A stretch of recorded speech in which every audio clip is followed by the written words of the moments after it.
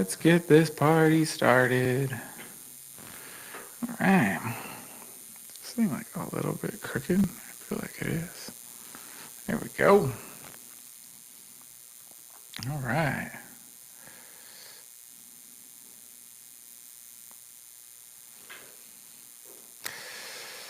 Welcome, guys. Welcome to this week's live. If you're just joining us here, we are just getting started. We will turn this. Let's do that. We're going to do our weekly live Q&A session. We are always happy to answer your questions, whichever way you guys want to go, whether that's student loans, personal finance, financial aid. You guys caught me in the office today, so we are going live on both YouTube and Twitch and TikTok all at the same time. So if you guys see me looking elsewhere, we usually get some great questions coming from our friends over on YouTube. So whether you're asking me over here on TikTok or whether you're asking me on YouTube or Twitch, we will be here and I will hopefully get to your questions. So if you guys don't know me, my name is Robert. I'm the founder of The College Investor. I have been talking about personal finance, education, everything to do with money and education now for over 15 years. Myself and my team have all been doing the same thing. A lot of my team has been doing this longer than I have, and they are some of the smartest people in the United States when it comes to this stuff. So really want to just dive in and we can go talk about anything that you guys want to talk about. Some of the big headlines this week, right, are the Trump accounts are officially coming. They're going to launch on December 17th. You can sign up now at trumpaccounts.com. $1,000 for every baby born in 2025 to 2028. So, whether or not you like the Trump account, you should never give up free money. And so there's $1,000 for your baby.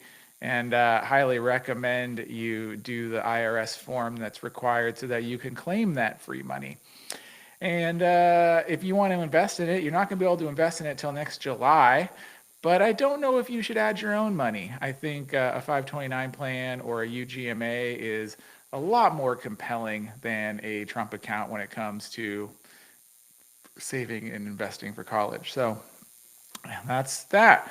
What else we got going on? I know a lot of people, a lot of Reddit threads this week on what's going on with the SAVE plan. And, we've shared our thoughts here before. And the SAVE plan is over. The question is what should you do as a borrower? And whether you should stay and continue to wait in the forbearance, which to me is the rarest exception that you should be making. There is also, I'm going to get this out of the way here. You could, switch to IBR now, switch to RAP next July, which are going to be probably the most compelling options. The only people sticking around and SAVE should be those that are trying to fix the rest of their personal financial life. Budgeting, big choices, housing, transportation, where you live, employment. That's why you should stay. Otherwise, you should probably be looking at IBR or the RAP plan next summer. So those are the kind of the big topics that we've been looking at this week. But please, if you have anything, now's the time to ask. Drop it in the chat. I see a bunch of people starting to trickle in here on TikTok. I see a few people over on YouTube and on Twitch. Always love our Twitch crew. So drop your questions in the chat and we will get going and talk about them. And of course, please tap the screen. If you're on YouTube, hit like. It lets the algorithm know that we're here, we're real, life is happening, and there's something here that people should be joining. So don't mind me, I'm going to do a little housekeeping here. We're going to share this out to some friends ourselves so that people know this is happening. We're going to send those all out. And yeah, guys, let's get rocking and rolling with this evening. We always, share the live. Welcome, guys. Welcome. I see you guys here joining us. Suburban, Goat, Chris, Nicole, welcome. Jacqueline, DTLA, welcome. Always like to see some repeat guests. Always love seeing that. And if you're over on YouTube, say hi, drop where you're from, drop what you're looking for. I'd love to know your questions. I'd love to know who's out there in the metaverse watching. I know, there's a lot of questions right now. Oh yeah, and on the financial aid front, we've been getting the first wave of people admitted to college. It's always fun to see, and people are starting to get their financial aid award packages, curious on how that financial aid stuff works, trying to understand and compare the net costs. So all different things that we're seeing. So we can go wherever you guys want to go, whichever direction, guys, you want to ask your questions. Drop them in the chat.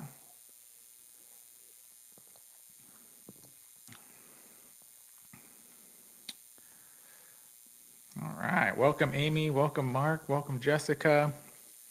Just load the next move. Welcome. I don't like that sign. Maybe I can lower this thing a little bit. We have the potential to do things over here. Bam. How about them apples? There we go.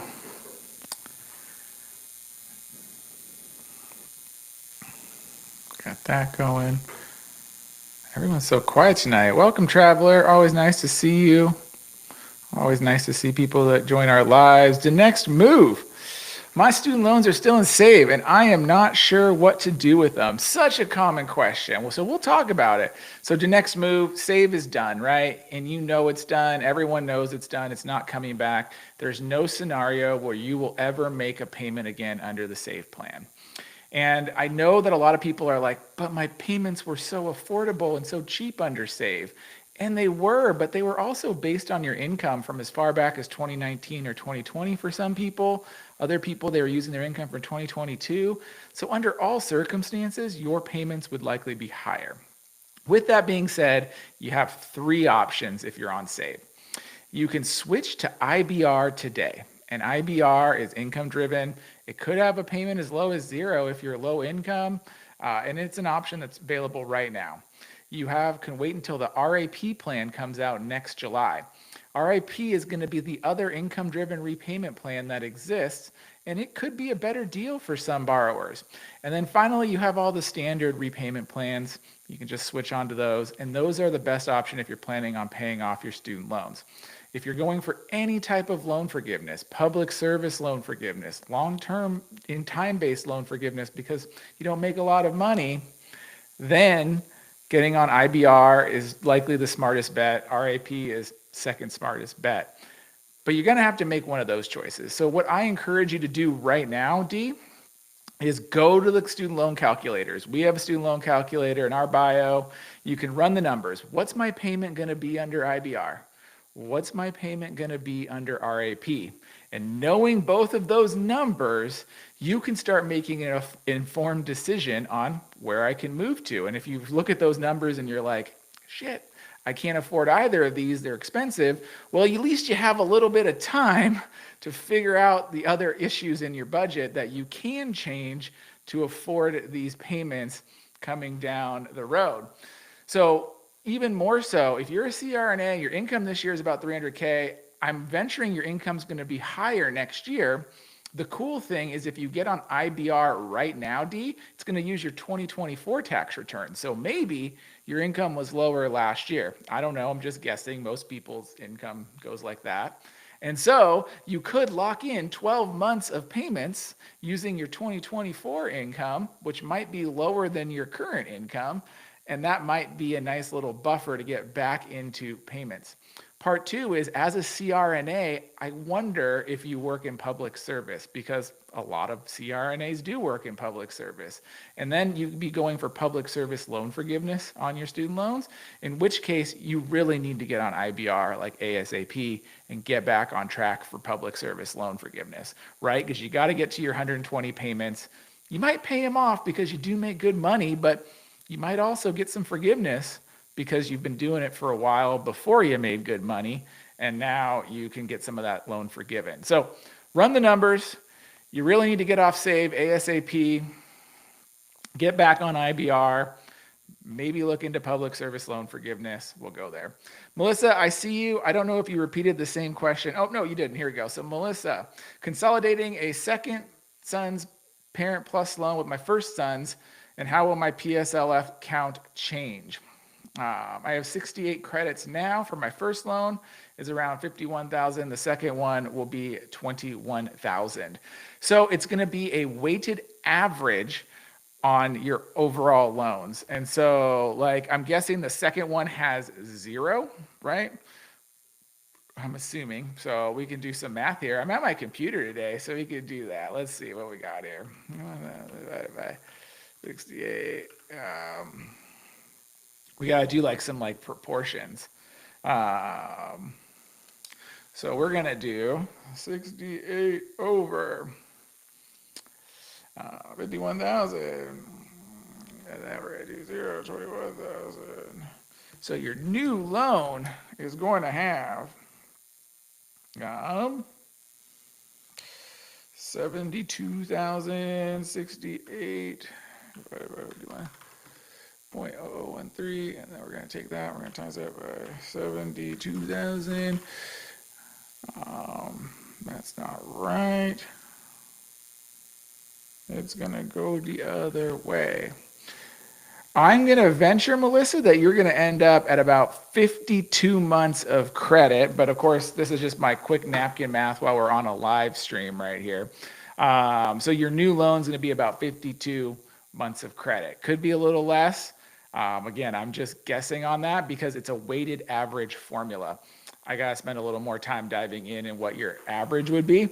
But your new loan that you take out would be less PSLF counts as a result of that consolidation. All right. Joe, my 120 payments will end up paying off the loan, so PSLF will be nothing. You know, Joe, that's something that happens to a lot of people. It's nothing to be ashamed about. It's the fact that you're making great money and you can pay off your student loan debt is a win. A win is a win. I always love free money from the government, but at the same token, like if you're going to pay off your loans, you're going to pay off your loans. Melissa, the sooner you start the consolidation, you just have to get it done by June 30th in order to remain in an IBR program that qualifies for PSLF. I would caution if you have another Parent Plus loan that's coming out, because I remember you were on our live stream before, and if you have another disbursement of that second son's loan in January or February because of the spring semester, you need to consolidate after that consolidation takes, or after that disbursement takes place. So just get it done before June 30th. I would say no later than March, start the process. Sandra, thanks so much for being here over on YouTube. What's going to happen with loan forgiveness under the Trump administration? I need to get out of forbearance so I can start making payments towards public service loan forgiveness. So Sandra, I'm assuming that you're still in the SAVE plan, which is what we were talking about for D over here on TikTok. And so there's nothing really changing with student loan forgiveness under the Trump administration.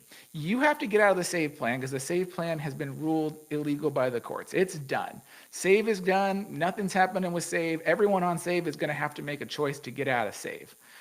For you, if you are trying to get to PSLF, the longer you wait and save, the more you're shooting yourself in the foot. So please get out of it. You have 3 options. You can get on the IBR plan today, which is probably the best option if you can afford the payments. You can get under RAP next summer. It comes out in July. That's the 2 eligible income-driven repayment plans for PSLF. And then, of course, you have the standard plan. Like Joe was mentioning, he's not going to get any benefit from PSLF because his income is so high. So you could always hop on the standard repayment plan as well. The big thing that I encourage you to do right now, Sandra, is go to our student loan calculator. You can go to the College Investor. You can go to studentaid.gov. Run the numbers. But you've got to get out of SAVE. You got to put in that repayment, the new income-driven repayment plan request. IBR is available now, and you can get on IBR and get rocking and rolling on that. So, you just need to do it so that you can get back on track with public service loan forgiveness. So, all right, guys. Let's see what else we going on here. Love seeing this, guys. If you're over on TikTok, I have 15 of you here. Hit that screen, give some hearts. We only have 4 hearts, and I've already answered people's questions. I feel so unloved. Silky Fine, what's going on with Nelnet? What do you mean what's going on with Nelnet? Nelnet's one of 4 loan servicers. I think they're the biggest loan servicer. I don't really think anything's going on with them specifically. You tell me, if you have a problem with Nelnet, Nelnet has 13.7 million student loan borrowers with them. And yeah, Mama Bear, been in forbearance due to no job. Now that I have a job, do I need to get into a payment plan? Honestly, Mama Bear, I wanted you to get into a payment plan when you had no job because you could get on a payment plan like IBR using your no income and have a $0 payment. But you can still probably do that. So get on IBR, or, you can wait it out a little longer until you fix your finances from being unemployed. But you definitely need to run the numbers. Use the calculator, run the numbers, see which payment plan is going to be the lowest for you, and then you can get on to that. But if you're coming out of a period of unemployment and you're in the safe forbearance, you could also use the next few months to fix up any financial issues that was caused by that period of unemployment, get out of any credit card debt, things like that, and then you can hop on a repayment plan after that. Remember, you have a whole financial picture. I know your student loans are only one of them, so... Noel, what's the best IDR plan? I'm trying to get through PSLF. So as of today, right now, in December of 2025, you have IBR, safest bet, not going anywhere. It exists. It's going to exist into the future. You have pay as you earn. I don't recommend it unless you are a weird scenario where you took out a student loan between 2011 and 2014. Because pay as you earn exists today, but it's going away in 2028. And then you're going to end up on IBR anyways, right? And then the third option for you for being in PSLF eligible is RAP. The RAP plan comes out in July of 2026, so next summer.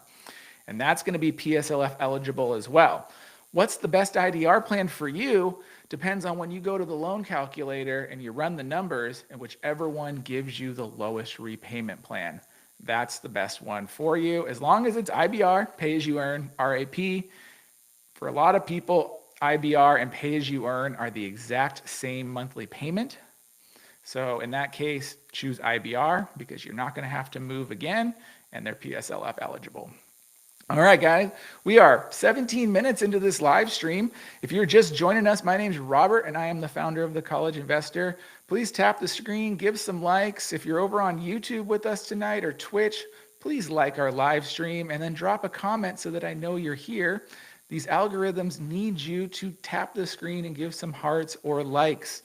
Otherwise, nobody comes to these live streams and it's boring for us all. So drop them in. I know half of you guys want to just watch the questions, and then some of you guys might have questions, but we need everybody to participate and tap in that screen so that we get the algorithm to send this to people on the internet. Silky, define IBR. That is a great question. IBR is income-based repayment. It's one of 4 income-driven repayment plan options for borrowers. It's actually the only one that's going to continue into the future for existing borrowers. The new RAP plan will come out next year for existing borrowers, and they can have IBR or RAP. New borrowers after 2026 will only have RAP. IBR is not going to be an option for them. So what is it? Well, if you took out a student loan after 2014, your monthly payment is 10% of your discretionary income. If you took out a student loan before 2014, your monthly payment on IBR is 15% of your discretionary income. With that being said, it's also 20 or 25 years until you get loan forgiveness.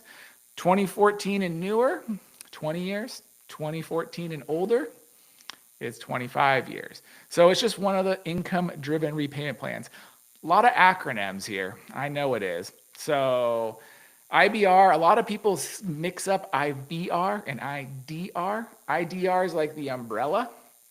IBR is one, pay as you earn is one, ICR is one, save was one, and then the RAP plan is one of an IDR plan under the umbrella there. So hopefully that helps define that for you. I know it's confusing. And thanks for the hearts. All right, Big Game, welcome. Love it.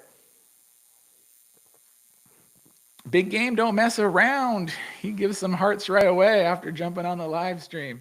All right. I have about 96K in 3-parent plus loans. What should I do now? Muzzy or Muzz, I'm hoping you're done borrowing.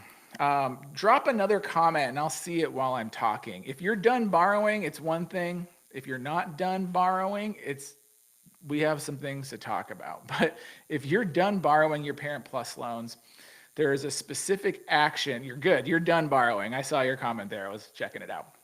So if you need access to income-based repayment and public service loan forgiveness, or public service loan forgiveness, really, you need to ensure that those 3-parent plus loans are consolidated and enrolled in an income-driven repayment plan before June 30th of 2026. If you fail to meet that June 30th deadline of consolidation and starting a repayment plan, the only way you can repay your student loans is the standard plan, and you have no access to loan forgiveness programs like public service loan forgiveness, okay?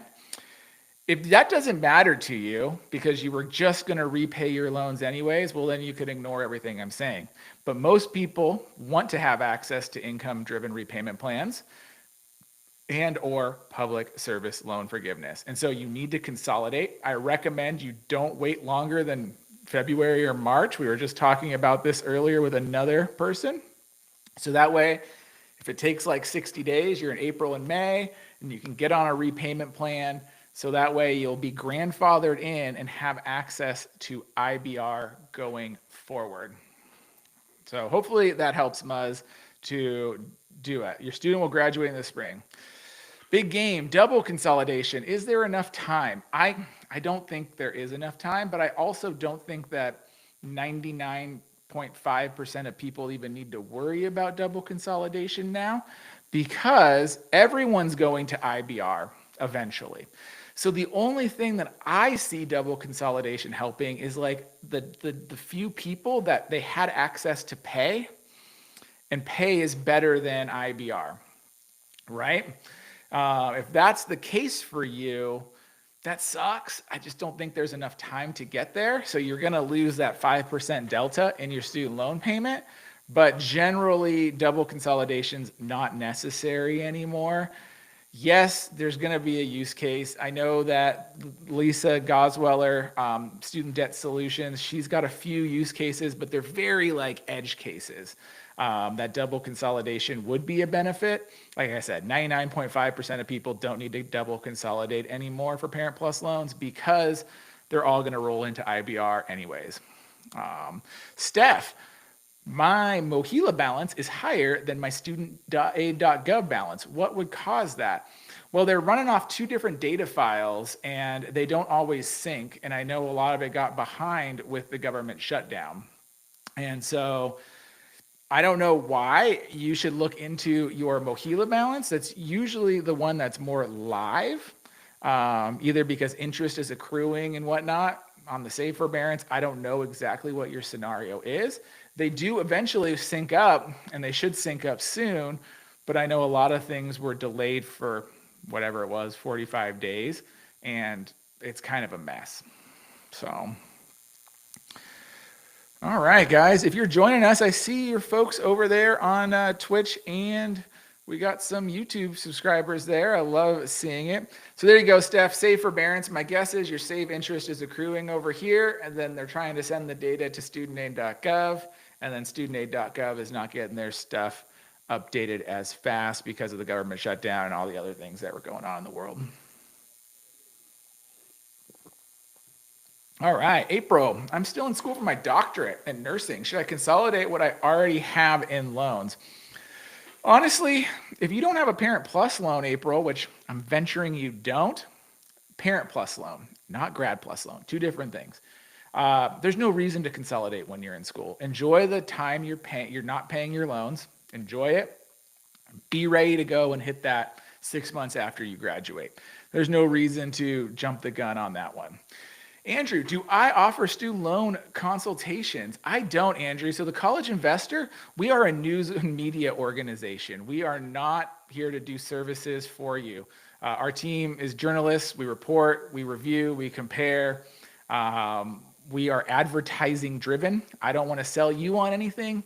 But there are some people that do great student loan consultations that I know and trust from doing this stuff for 15 plus years.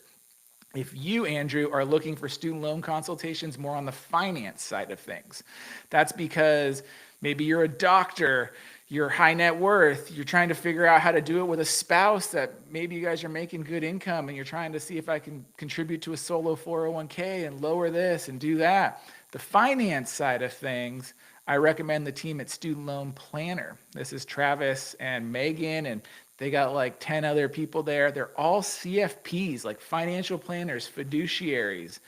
That's what their bread and butter is, the finance side of things. Andrew, if you are looking for help with your student loans on the debt side of things, bankruptcy, you got other debt and you're trying to like navigate that. Maybe you got some private loans, a lender is going to sue you. I don't know. Take a look at Jay, the student loan lawyer. He's over here on TikTok.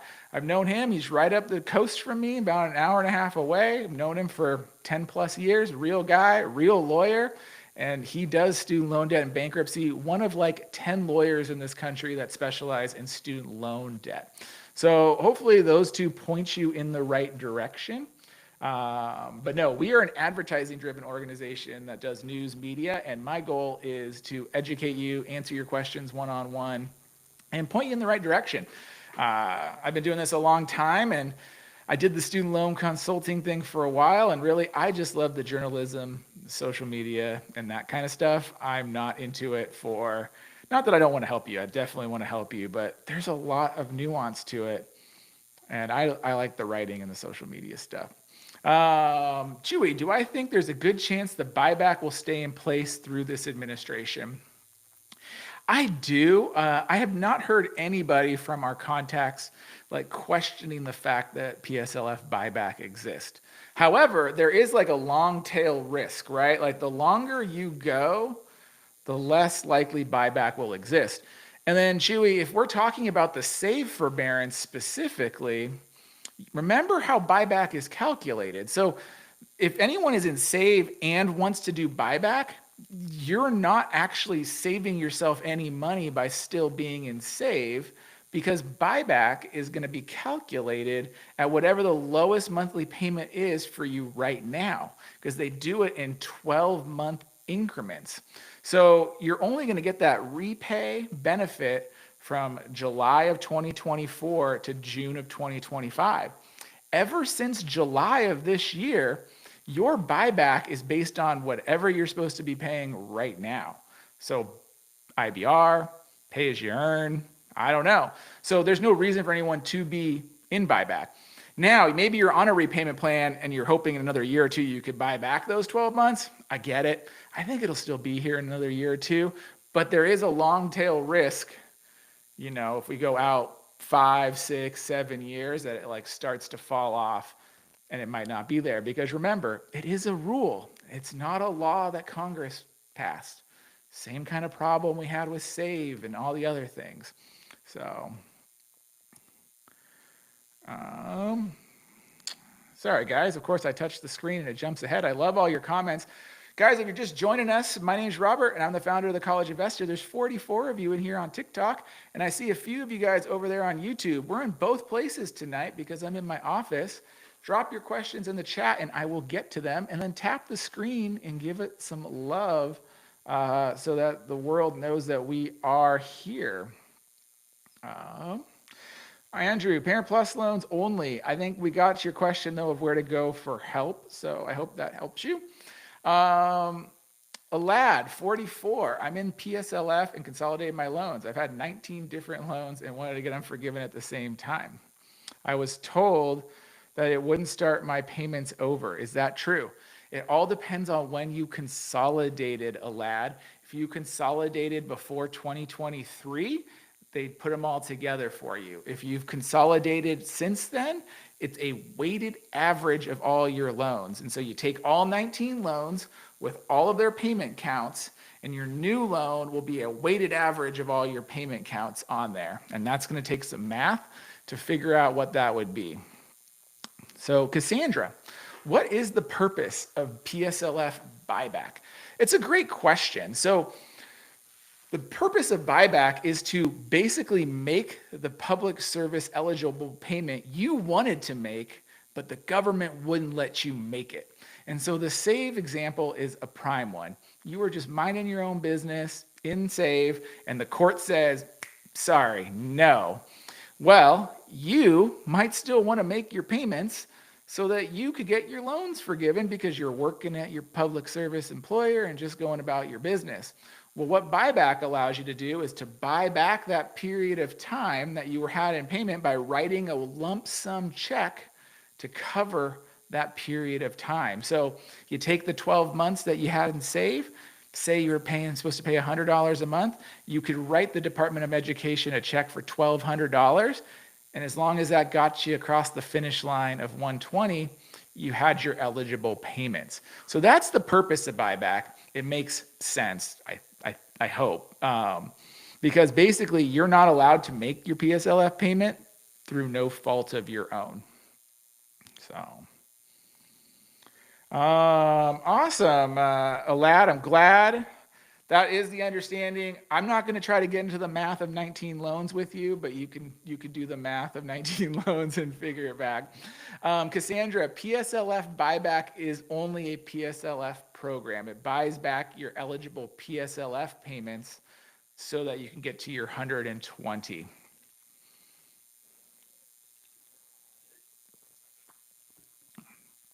Alad, you should only be making your payments that are required.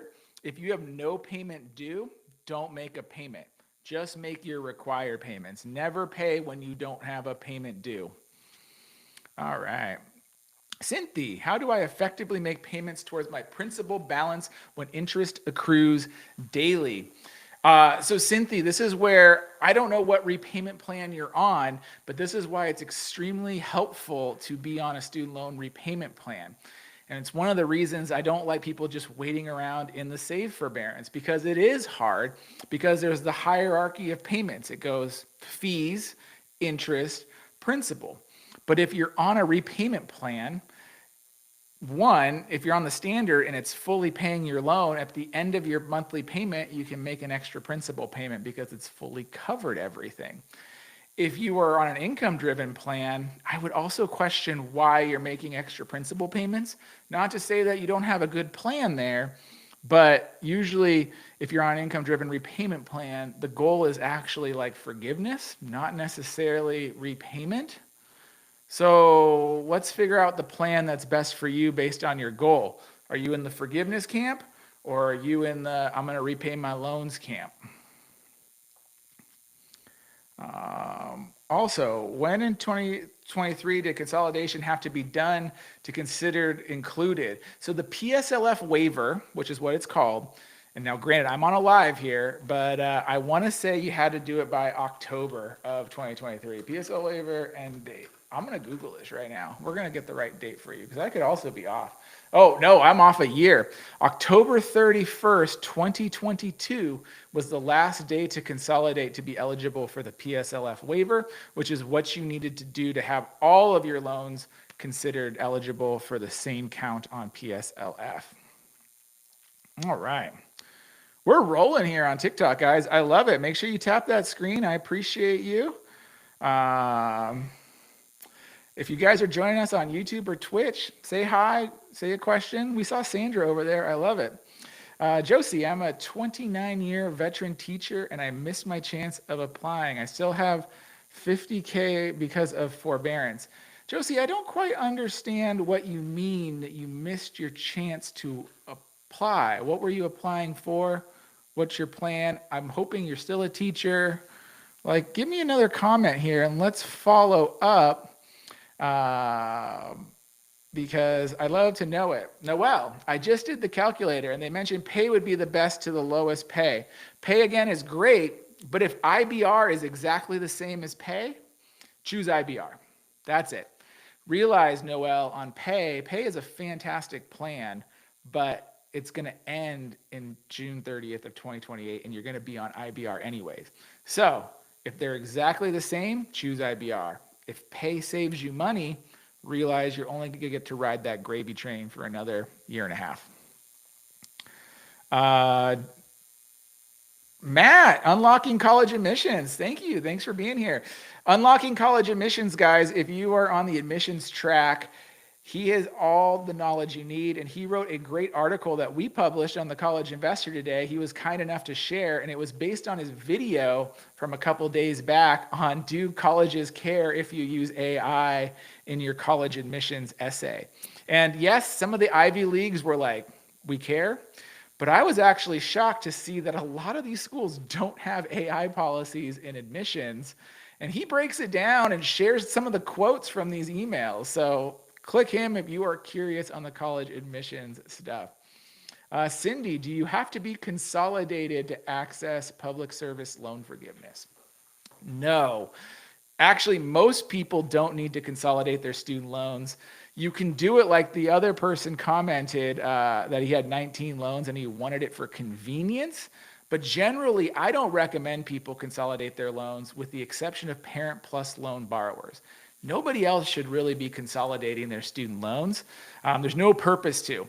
The only other exception, Cindy, because I'm always going to get called on it, is if you have old student loans, the FFEL kind from back before 2009, you have to consolidate those to have access to public service loan forgiveness. But basically everybody else that's borrowed since 2009, which is like 99% of people at this point in time, don't need to consolidate to access public service loan forgiveness.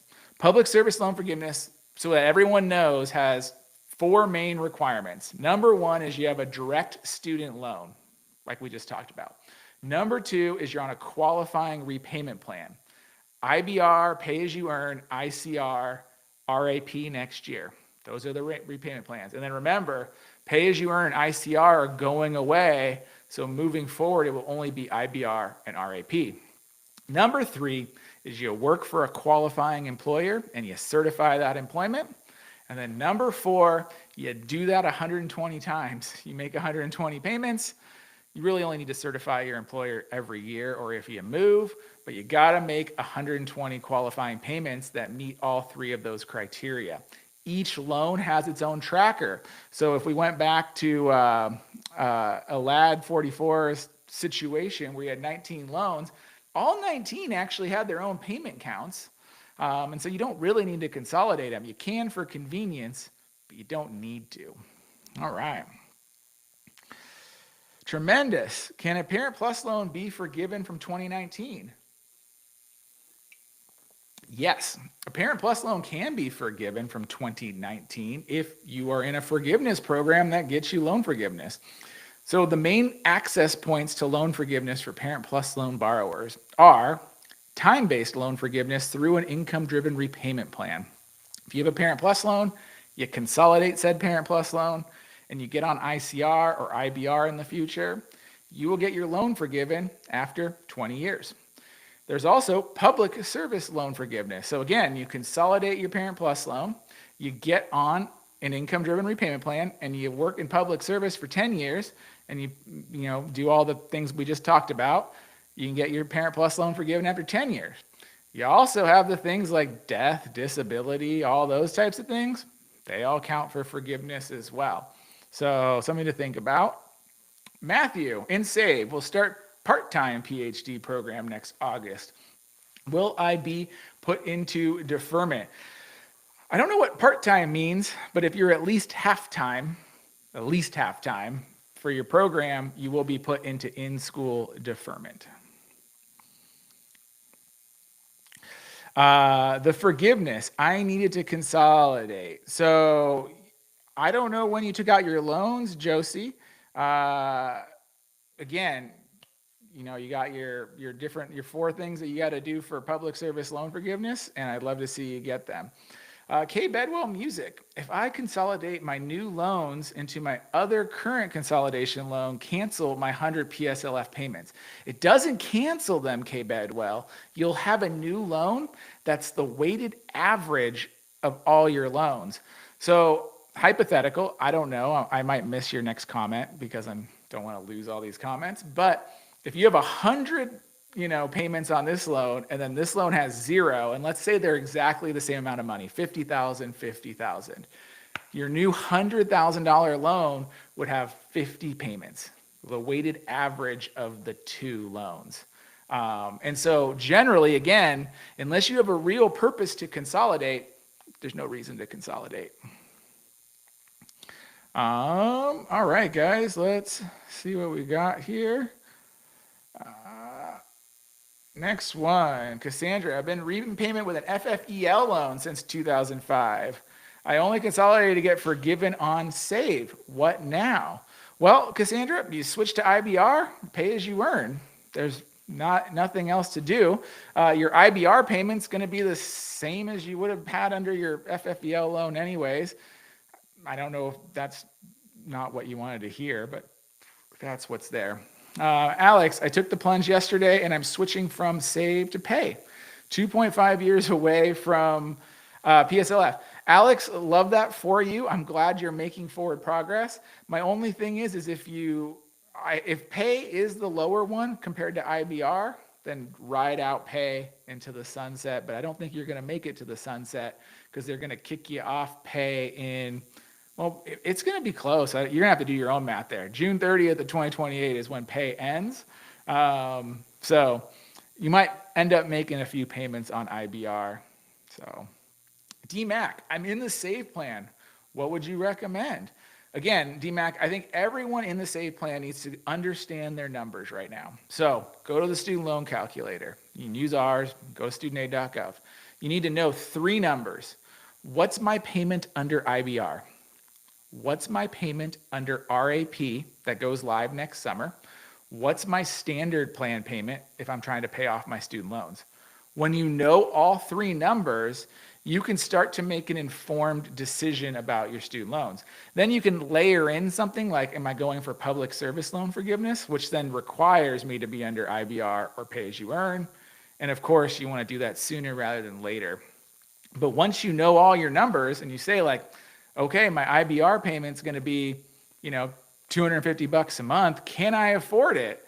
And if the answer is yes, well then rock and roll, get rocking and rolling on your loans. If the answer is no, well then you need to look at the rest of your budget, figure out what's holding you back and how can you do that, because that's not going to change. You ran all your numbers for like the next year.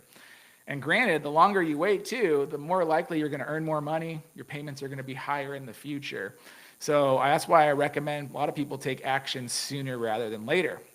I also could say the flip side. So who shouldn't leave save now? Well, maybe you're close to retirement and you know your income's going to be significantly lower next year. Well, then wait for that nice period of low income to change repayment plans, right?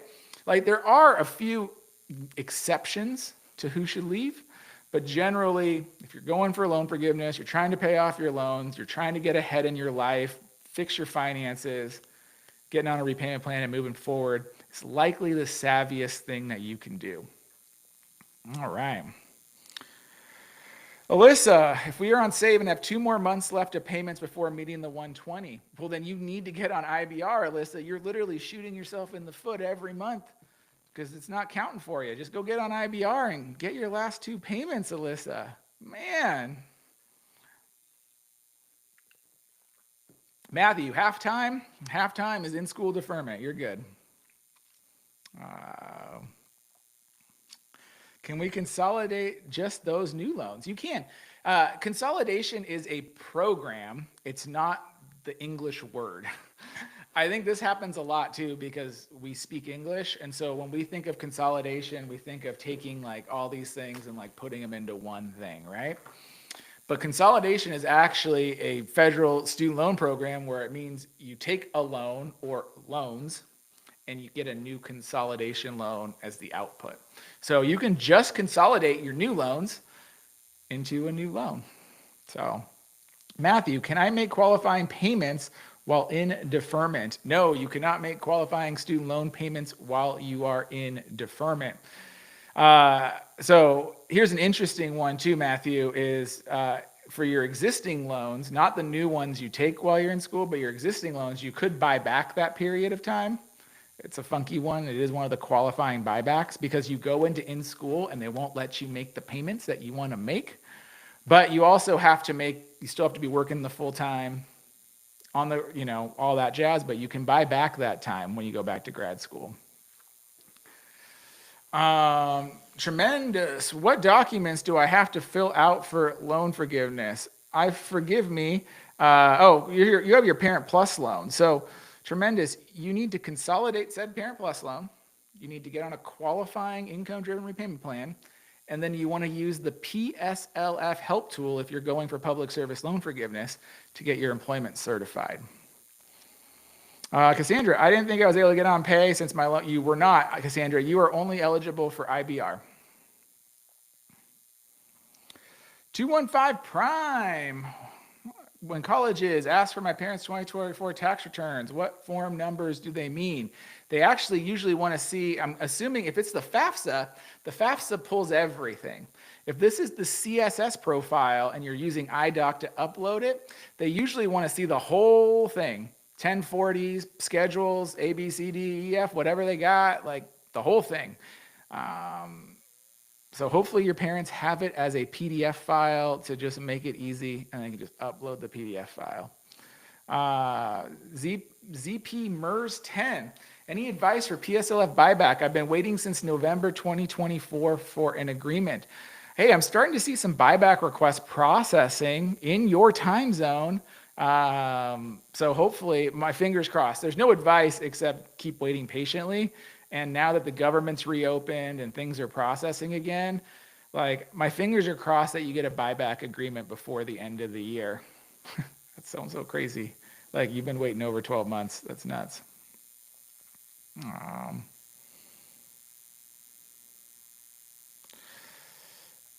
M. Coltzau. I don't know what you're saying. No save, so add 5 years to your term and conflate to generate interest on non-principal.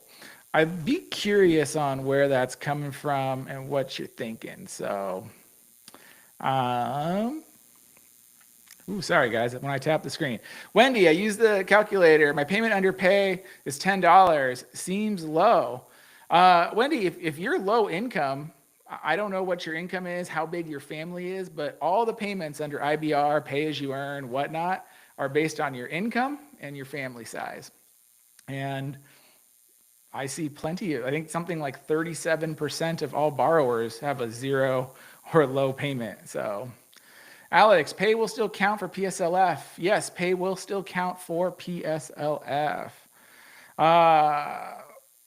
When I'm paying a lawyer $300 to recertify, is this something I can do?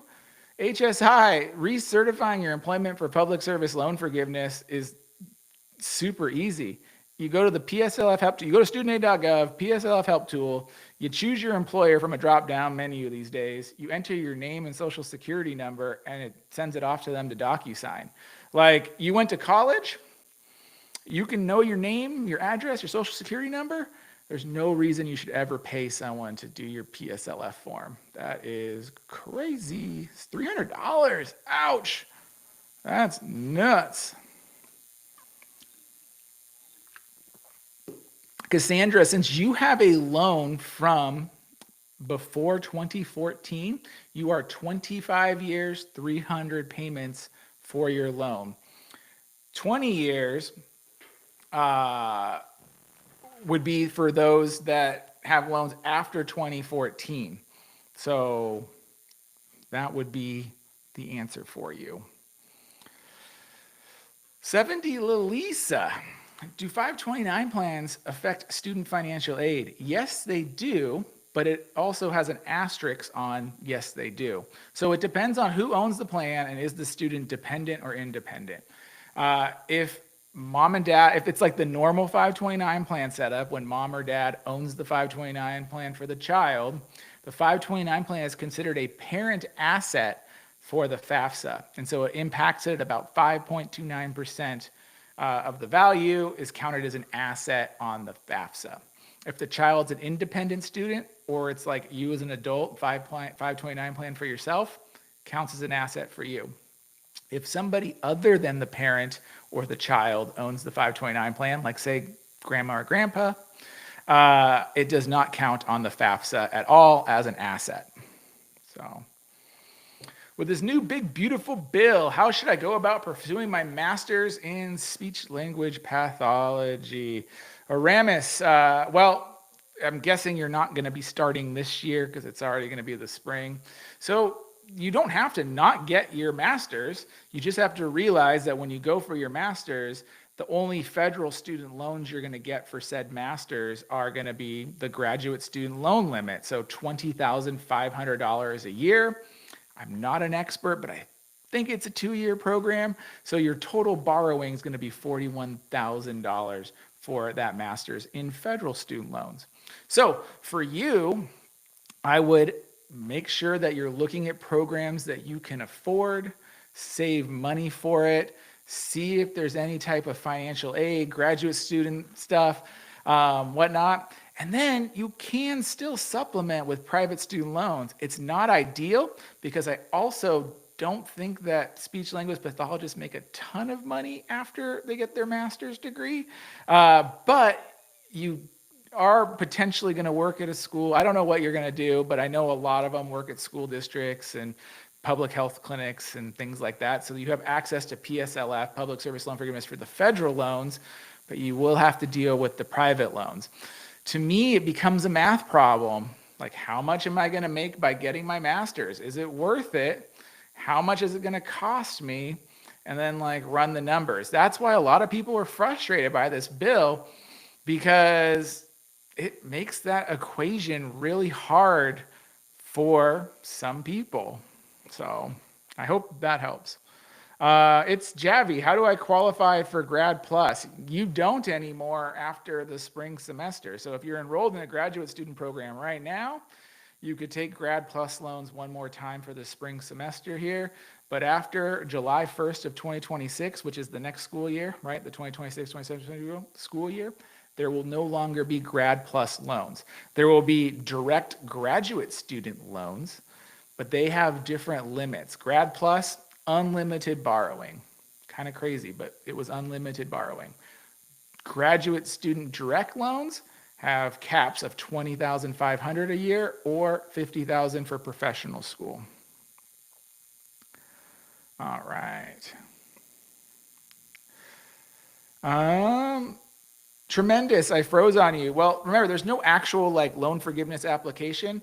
For a 2019 Parent Plus loan, it is get on a repayment plan, income-driven repayment plan. So consolidate, repayment plan, and if you're going for public service loan forgiveness, you certify your employment. And you do those things for the time period, and your loan is forgiven. Be still and know, about to finish my bachelor's. Been asked to join doctoral, stressed at what I have to pay now. I'm sorry if I'm not asking the right questions. You're asking fine questions. So be still and know.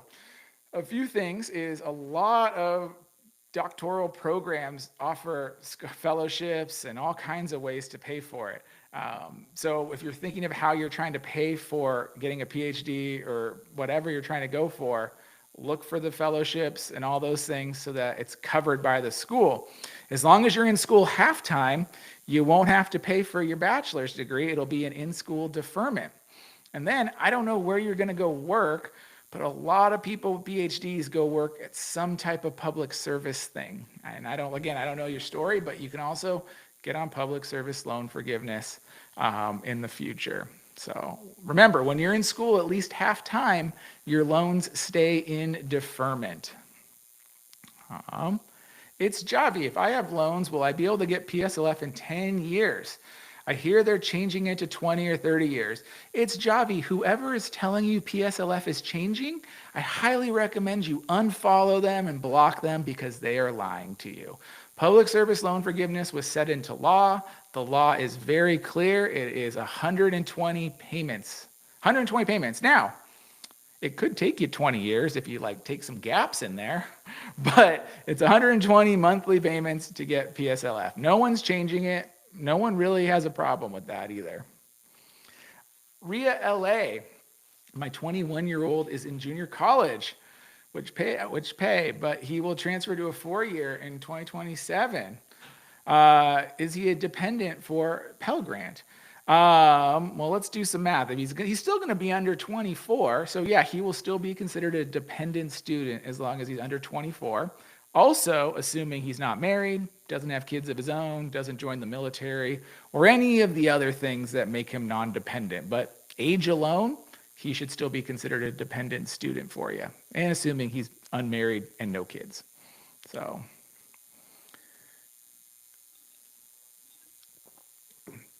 HSI. I am 48 and can't pay my loans, keep getting late marks. What can I do? I forget your question because it's already had a lot, and I feel like you shared a little more before. But the biggest thing is go see what your repayment plans are. Get on an income-driven repayment plan. IBR is available right now. Pay as you earn is available right now. If you make very little money, your payment could be $0 a month. We just had someone else comment that their payment was $10 a month. It's very reasonable that you could have a very low student loan payment under these income-driven repayment plans. Now, IBR is based at 10% or 15% of your discretionary income. If you can't afford that, you really got to look at like the whole rest of your budget and figure out what's going on. And I'm not necessarily like the hugs and kisses here for it. You got to make tough choices, man, and figure that one out. That guy, I have 3 masters, almost 100K. Okay, I like it. Nothing wrong with that. Noel, what's the news on Mohela? Are they getting sued? Should I try and get my loans deleted? Mohela's always being sued. No real news on Mohela. You can't get your loans deleted. Again, any like social media person that's telling you to like pay them to get your loans deleted off your credit report or whatnot, don't do it. They might get it removed from your credit report for a day, but it doesn't make your student loans go away. They're literally just charging you money for something that you don't need. It's not going to help you and whatnot. So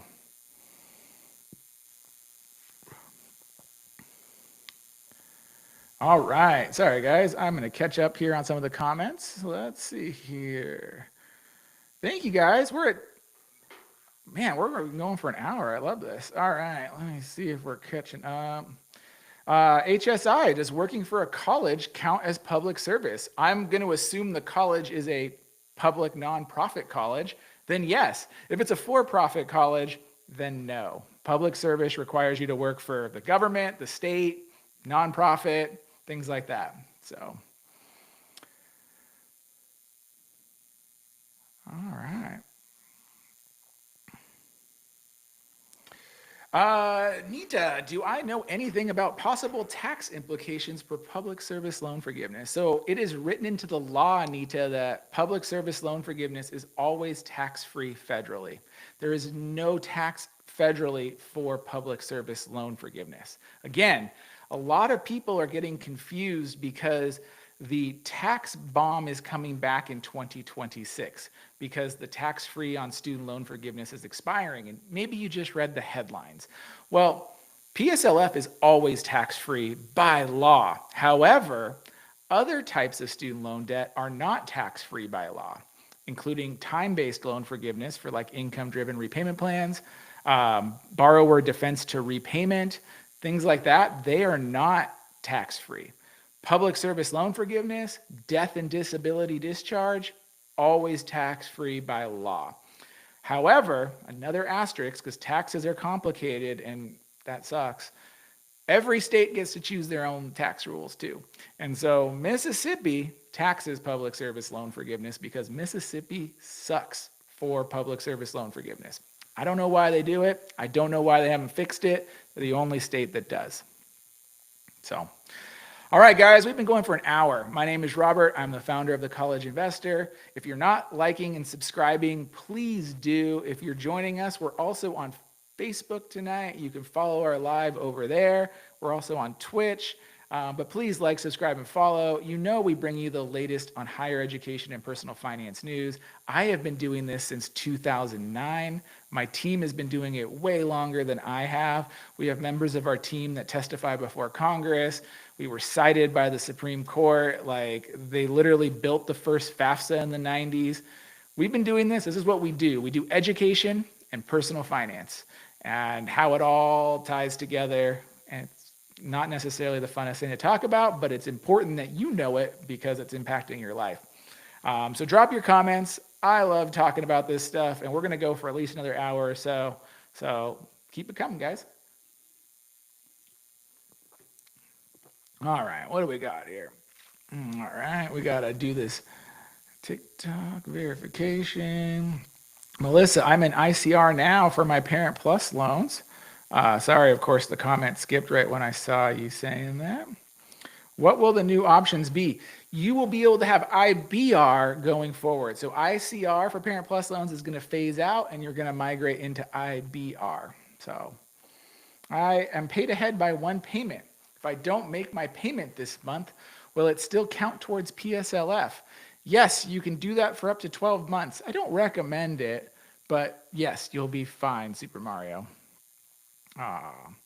It's Javi. Thank you. And I know the commenters are responding to you too. So love seeing that. I know we have some super helpful followers. They are so nice to see, guys. So thank you. Thank you. Candide 73. I got a letter in the mail and said my student loan's not due till 2042. So Candy, if you're in the safe forbearance, all these loan servicers have been having a lot of trouble keeping their systems updated because it is like a manual thing to do this safe forbearance. It's not like normal. And so weird things like that are happening. You will definitely have to pay your student loans before 2042. You also work in public service. So I highly recommend that you get on IBR if you can afford it ASAP, like now, so that you can get back on track with your public service loan forgiveness. Rebecca, my concern with continuing to change repayment plans is the capitalized interest. You know, that's a very valid concern, but there's a few things you need to realize here. Number one is leaving the save plan doesn't capitalize anything. Same thing with moving to pay. Pay does not capitalize anything when you leave. ICR doesn't either. None of those ones do. The only one that capitalizes interest when you leave is IBR. But IBR is going to exist well into the future. So if you're moving to IBR, it's because IBR is the one that's carrying forward for you. The RAP plan doesn't have any negative amortization. So when that goes live in July, there's not really any like concern for that either. Now, should you be concerned about it? Again, if your goal is also loan forgiveness, like you're going for public service loan forgiveness, who cares? Switch all the time to get the lowest monthly payment that qualifies for public service loan forgiveness.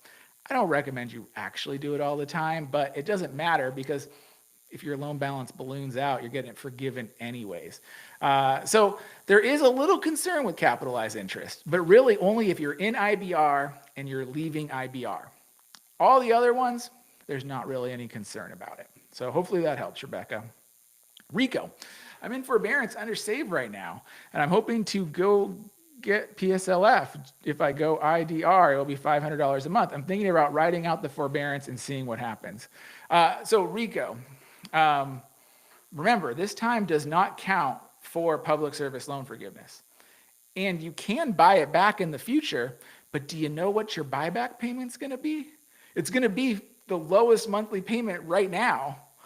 So like you're not saving yourself any money, except if your monthly payment's supposed to be $500 a month, that means you're going to have 12 months at $500, and then maybe it's going to go up again next year. I mean, what is that, $6,000? I mean, are you going to be ready to write like a 5-figure check in whatever time it is to buy back this time? So my encouragement for you, Rico, is you know what your options are going to be. You have IBR today. You have RAP coming in July of 2026. Those are going to be your two choices.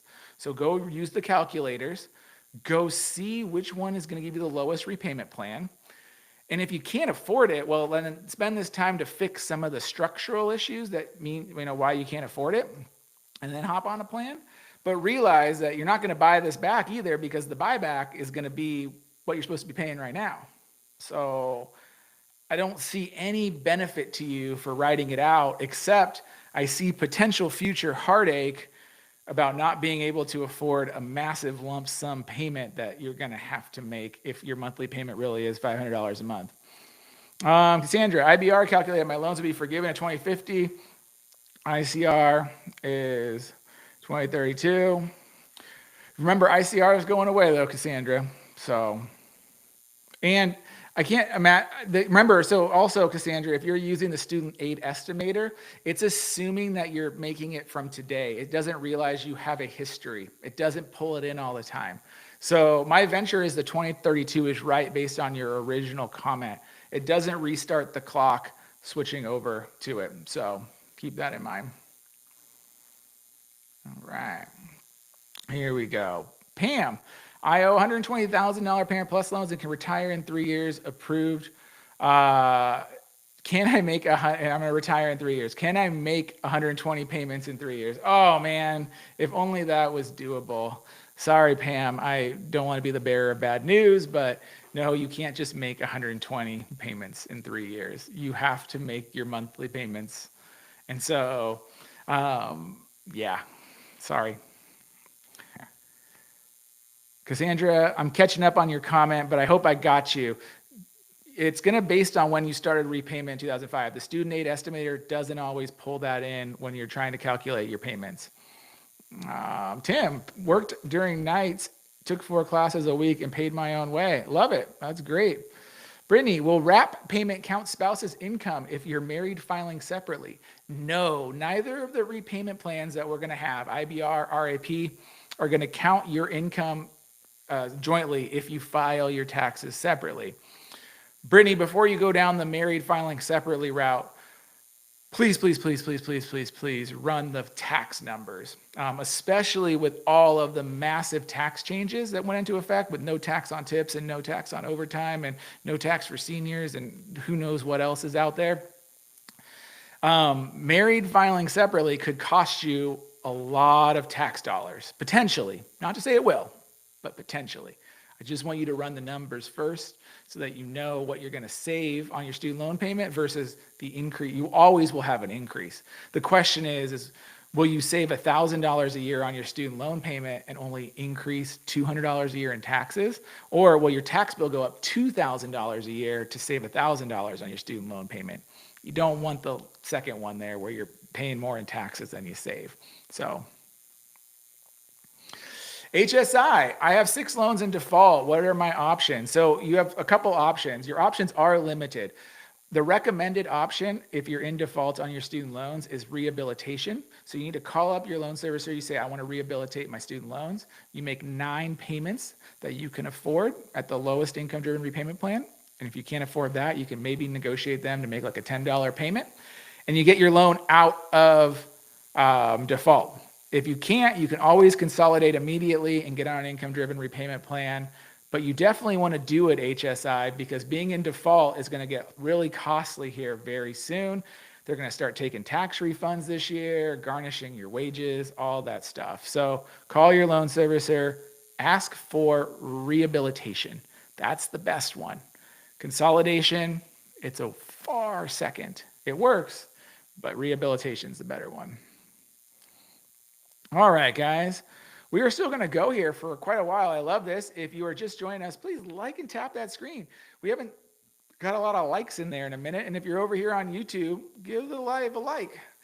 We got a few of you guys hanging out on YouTube. All right. Alex, after you reach 120 payments on PSLF, do you keep paying until your loan forgiveness is approved? Yes, you keep paying until you get the notification that no more payments are required. And if you exceed the 120, they will refund it to you, but you don't want to miss a payment at the very end and like screw up your credit and have a late payment and all that jazz. So just make the few extra payments. Honestly, it should happen within 1 billing cycle. So like you really shouldn't be going past 1. Maybe 2, but we're done with the government shutdown, so it should be pretty good there. Definitely. Glad to help, Melissa, Super Mario. Candy, you've been working in public health for 6 years. When and how will my student loans be dismissed? Well, I'm assuming that you're talking about public service loan forgiveness. So public service loan forgiveness is the best student loan repayment plan or student loan forgiveness option. forgives your loan if you work in public service, requires the 4 things. We talked about this earlier on the live: direct student loans, qualifying repayment plan, certifying your employment, and making 120 payments where all the other 3 were part of it. So if you're 6 years in and you've been doing all those things, you got 4 years left for public service loan forgiveness. DMAC, what is negative amortization? So negative amortization was kind of the biggest gripe that most student loan borrowers had. If you were on an income-driven repayment plan and your payment did not cover the full amount of principal or the full amount of interest due every month, it would get added to your loan balance. So when you hear those stories of people that I borrowed $50,000 of student loans and now I owe 80, it's because the interest has been growing and their monthly payment isn't covering the interest. Now, again, it might not matter if you're going to loan forgiveness, right? Because who cares what your balance is? Part 2 is the new repayment assistance plan does not have negative amortization. So the new repayment assistance plan that launches next July, if you don't make a payment that covers the interest, the government waives the interest. So your loan balance will never grow past what you borrowed. Part 2 is if your payment doesn't pay off at least $50 a month, the government will always make sure that your loan balance goes down by $50 a month. So let's just say your payment pays off $25, the government will give you another $25 off your loan balance. So there's a lot of compelling reasons to get on the RAP plan next year.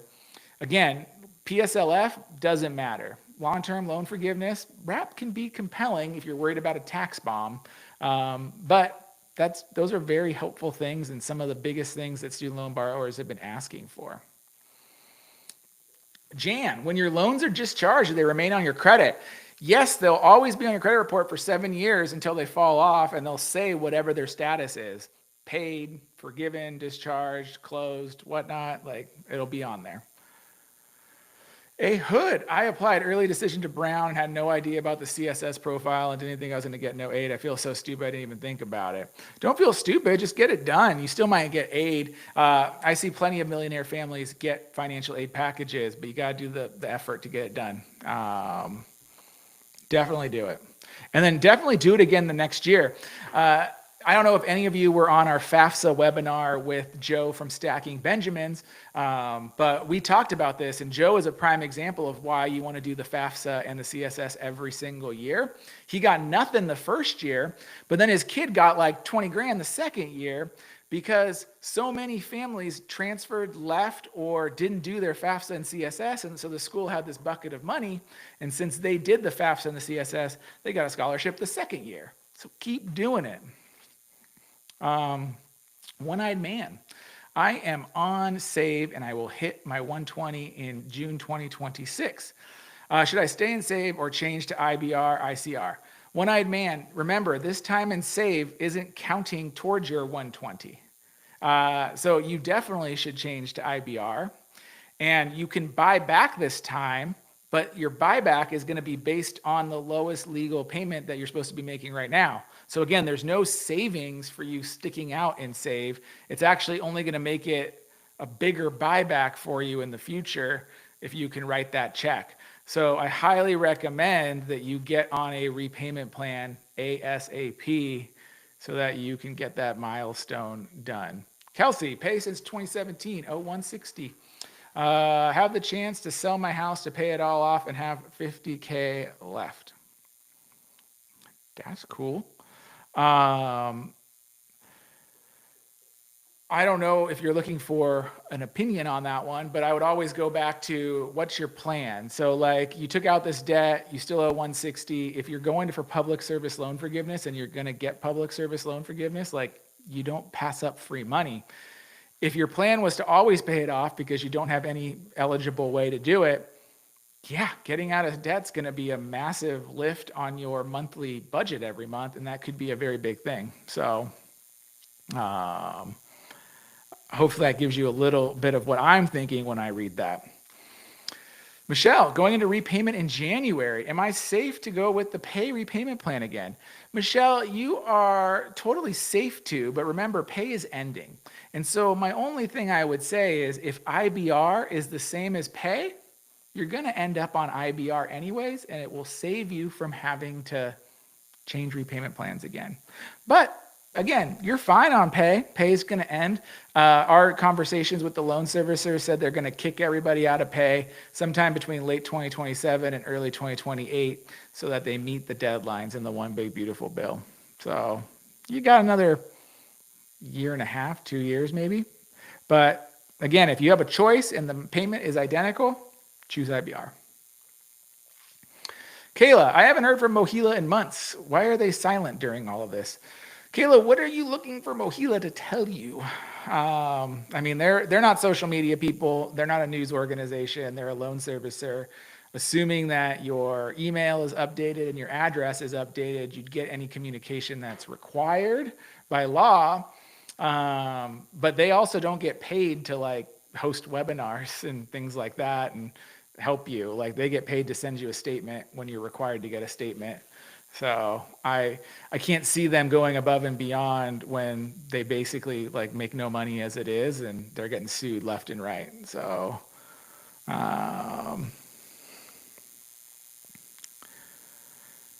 our Parent Plus loans are only in my name. Should we file separately instead of jointly if he makes more? Melissa, again, you got to run the math on that one. If your income is lower, it could lower your Parent Plus loan IBR payment, but filing separately will raise your taxes. So the question becomes, how much more in taxes will it cost you versus how much will you save in student loans? We've broken this down on the College Investor. I think there's a video from it from like 3 or 4 months back. You can find it, but I give you some examples of when it works in your favor, right? Like your taxes only go up $400, but you save like $2,000 a month or $2,000 a year in student loan payments. I show some examples where your taxes go up like $5,000, your student loan payments only drop by like $1,000. So you got to really run the numbers on the tax side of things just as much as you have to on the student loan side of things if you're thinking of filing separately or filing jointly. All right, what do we got here? LJ, I'm scared to lose PSLF. I don't know what you're scared of. I mean, it's kind of on you of whether you're going to work full-time for a qualifying employer. You make the qualifying payments. There's no real talk in legislation. I don't think they're going to legislate anything for the next year because it's like the midterm election. So like there's nothing in Congress really going to change. So I don't know what you're scared about. DMAC, what if you get the WRAP plan, start working for a nonprofit? Yes, so WRAP is an eligible public service loan forgiveness plan. You'll have WRAP, you'll have IBR. Those are the two options. WRAP works for you under PSLF as well.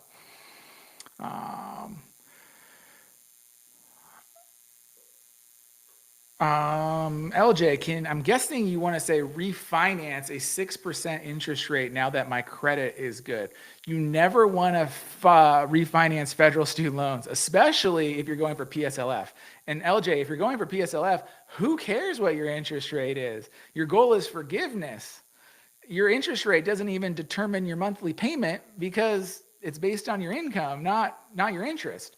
So do that, but do not, I repeat, do not refinance a federal student loan. You will lose access to public service loan forgiveness, income-driven repayment, whatnot. And then the irony is, unless you're making $200,000+ a year with an 800+ credit score, you're not going to get the rates you're seeing on the internet. You're probably going to get a 7 or 8% refinance offer right now. So keep that in mind. DMAC, I'm interested in WRAP. Can I change to the IBR and then change into July to WRAP? You absolutely can, DMAC, but if you were here a little earlier when I said IBR is the only plan that capitalizes interest. So that's the only one I don't recommend. If you know WRAP is the better one, because you can run the calculator, go to College Investor.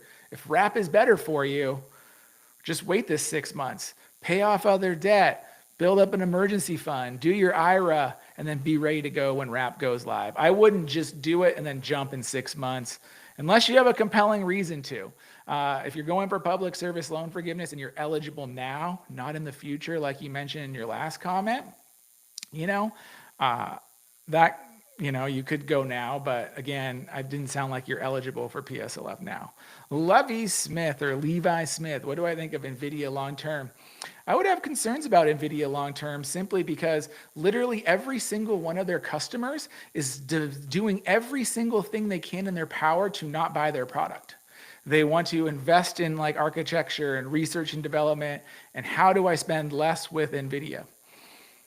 So that's like a concern, right? Like companies might start taking it in-house. Companies might buy less. Like literally, when you look at Amazon and Apple and Google and all of them, their largest expenses for the last few years have been capital expenditures, and they don't want that.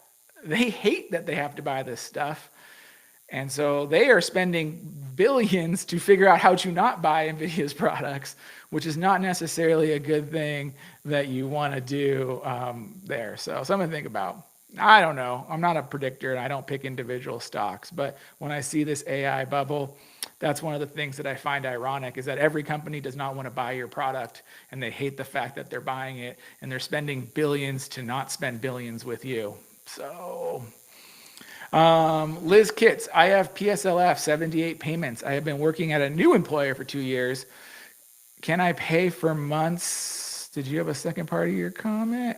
Or only if it was closer to 120? I'm guessing, Liz, you were talking about PSLF buyback. You can buy back the time when you cross the 120 mark of qualifying payments. But if you are working for an eligible employer right now, you should be on IBR pay as you earn right now. You should not be in save if that's what you're still in. So get on a repayment plan, make payments, and then yes, when you cross the 120 mark, you can buy back this like 15 months or so that you were in save. Guys, we've been going for an hour and 20 minutes. I love it. I love seeing you guys here. I love seeing the hearts.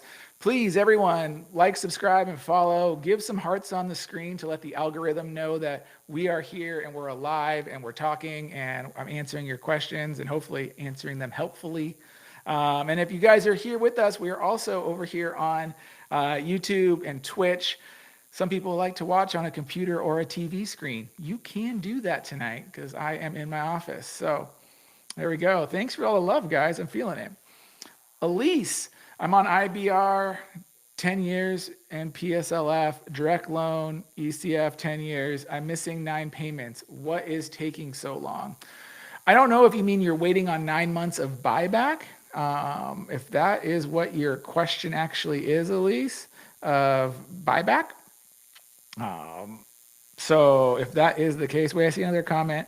Buyback is taking well over a year. We had a viewer earlier on. They were commenting that they've been waiting since November of 2024 for their buyback. From what I've been reading online and seeing other people, like November is kind of the time frame we're seeing approvals. I've seen a few Decembers too, but that's where they're working at the Department of Education for buyback right now. So DMAC, in SAVE, your payments are not counting towards forgiveness. So pay does not capitalize negative, or does not capitalize interest when you leave. IBR does, wrap next year. User, what is forbearance? Forbearance is a period of time when you are not required to make payments on your student loans. That is it. Interest still accrues, whatnot, but you're not required to make a payment. Great, glad I was helpful, Liz. Pam, one of my 3 loans says 90 of 120. When consolidation, what happens to this? Your new if you consolidate all 3 together, your new consolidation loan will be a weighted average payment of all of those. So it will drop, assuming the other 2 have like 0. You don't have to consolidate all 3 if you don't, because clearly one of them is PSLF eligible already. So, do you need to actually consolidate them? I don't know. You need to look into that, but I don't recommend consolidation except for Parent Plus loans. Rose, I want my kid to go to community college and transfer to uni. Is that mad for me to push it? I don't think it's bad for you to push it at all. I think it's smart for you to push it. If there's no harm in applying some places, Rose. So if the kid is doing well and wants to apply. But it also is on you to say, like, look, this is what I can afford. I'm not going to co-sign private loans for you because I got to take care of myself and like put a roof on my head. But you got to have those transparent conversations with your child. A lot of people don't have the money talk with their kids until it's too late.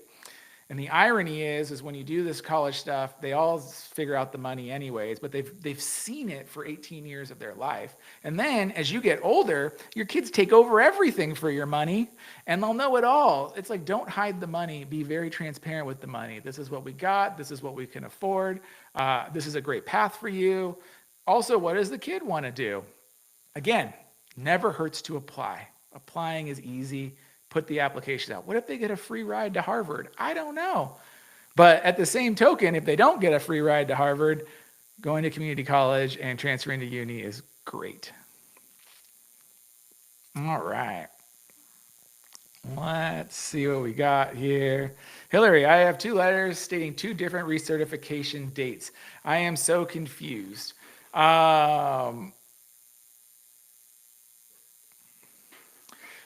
With that being said, Hillary, I don't know what plan you're in or whatnot, but go into your student loan servicer portal. Don't trust snail mail. Go see when your next payment due. You can go to studentaid.gov. You click the loan details. It opens it all up. It'll tell you 2 different dates, recertification date, next payment due date. They're both listed on your studentaid.gov portal. Elise, they haven't updated in 9 months. I would also ask, have you been making payments? Did you certify your employment for that period of time? Because if you haven't done those, submitted the forms, made payments, there's no payments for them to add to it. Marcia, what if you were still on the SAVE plan? Marcia, I don't know if you've heard my chat about this, if you're just joining us, but most people should be looking at their options to leave the SAVE plan. The options are very clear. IBR, pay as you earn today, RAP coming up in 2026. Of course, you have the standard repayment plans.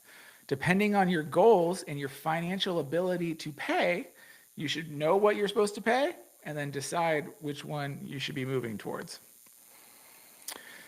Hazel, if I was teaching at a private Catholic school, will that still count for my 10 years of PSLF? It will, because they're usually still considered a nonprofit. And they're teaching, you're not in the clergy, you're in the education side of things. And so that does count for PSLF, you just got to certify it. All right.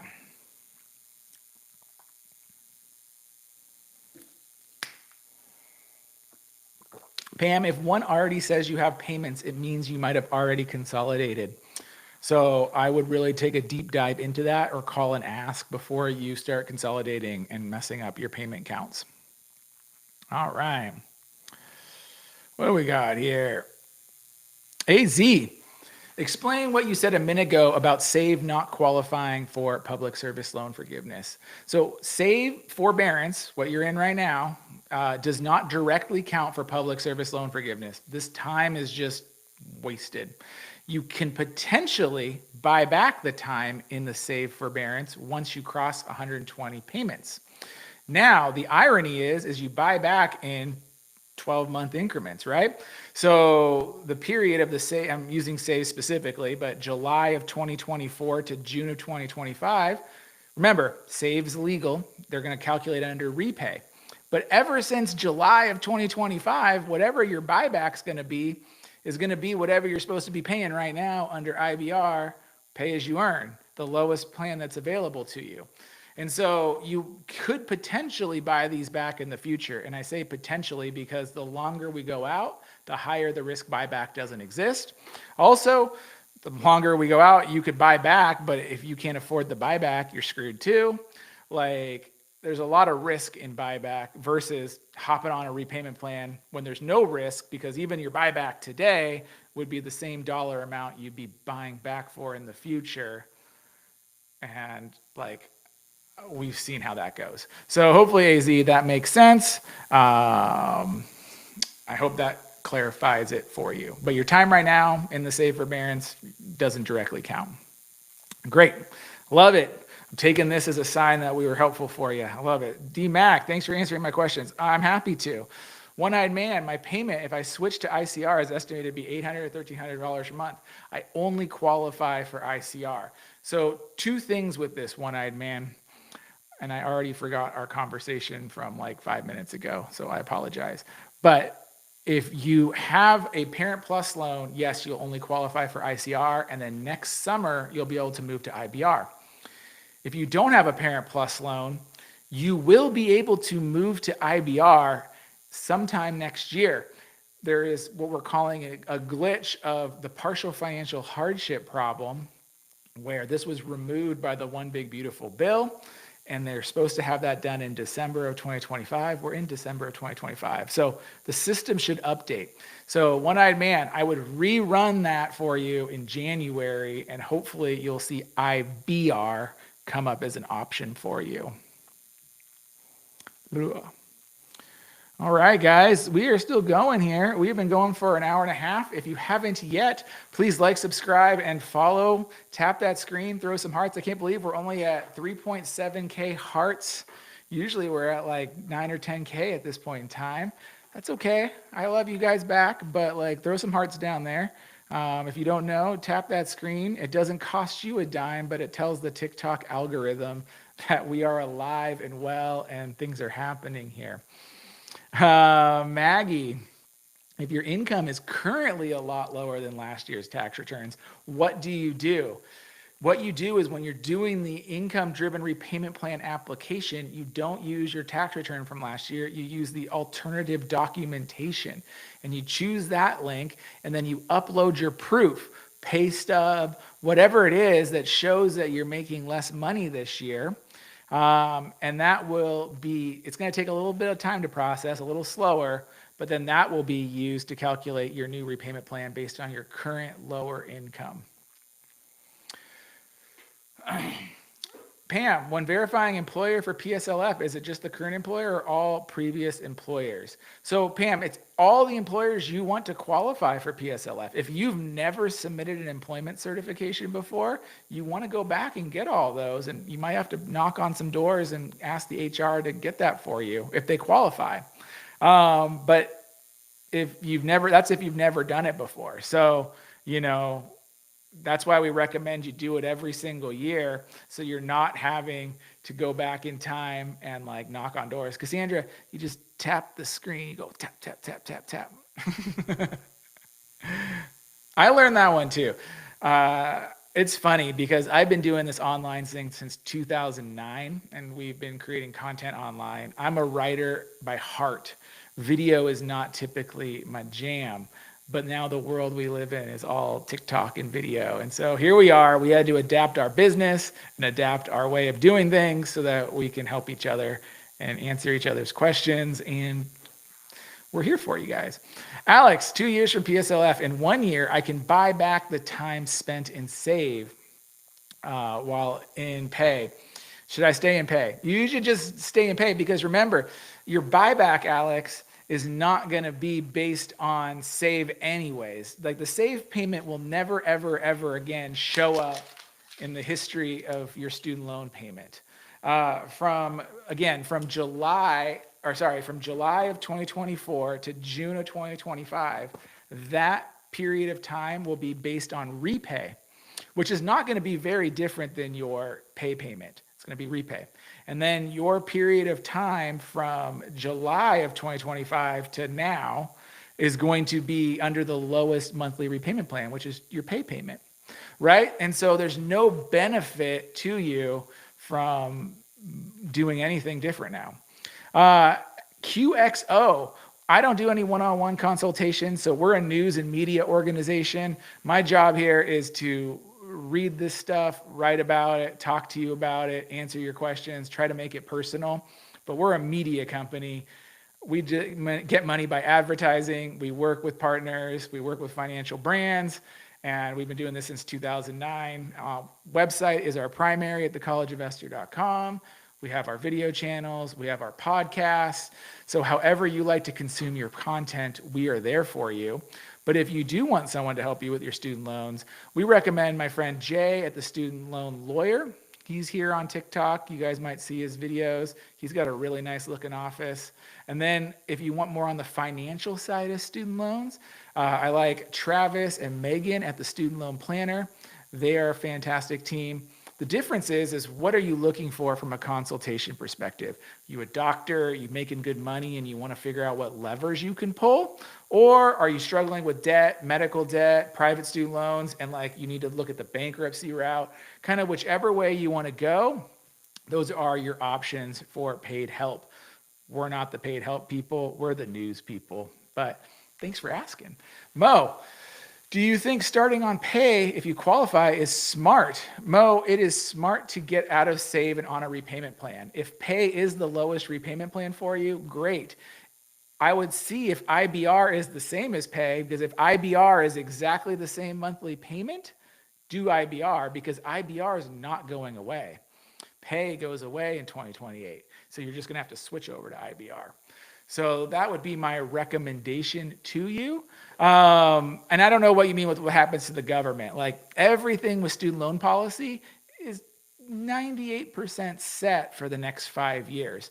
We're not going to really see any more major changes because legislatively and presidentially, like the time is just not going to work out until like maybe 2030, right? Because of a midterm election, a presidential election, new Congress, passing the law, going into effect, whatnot, like just time, math.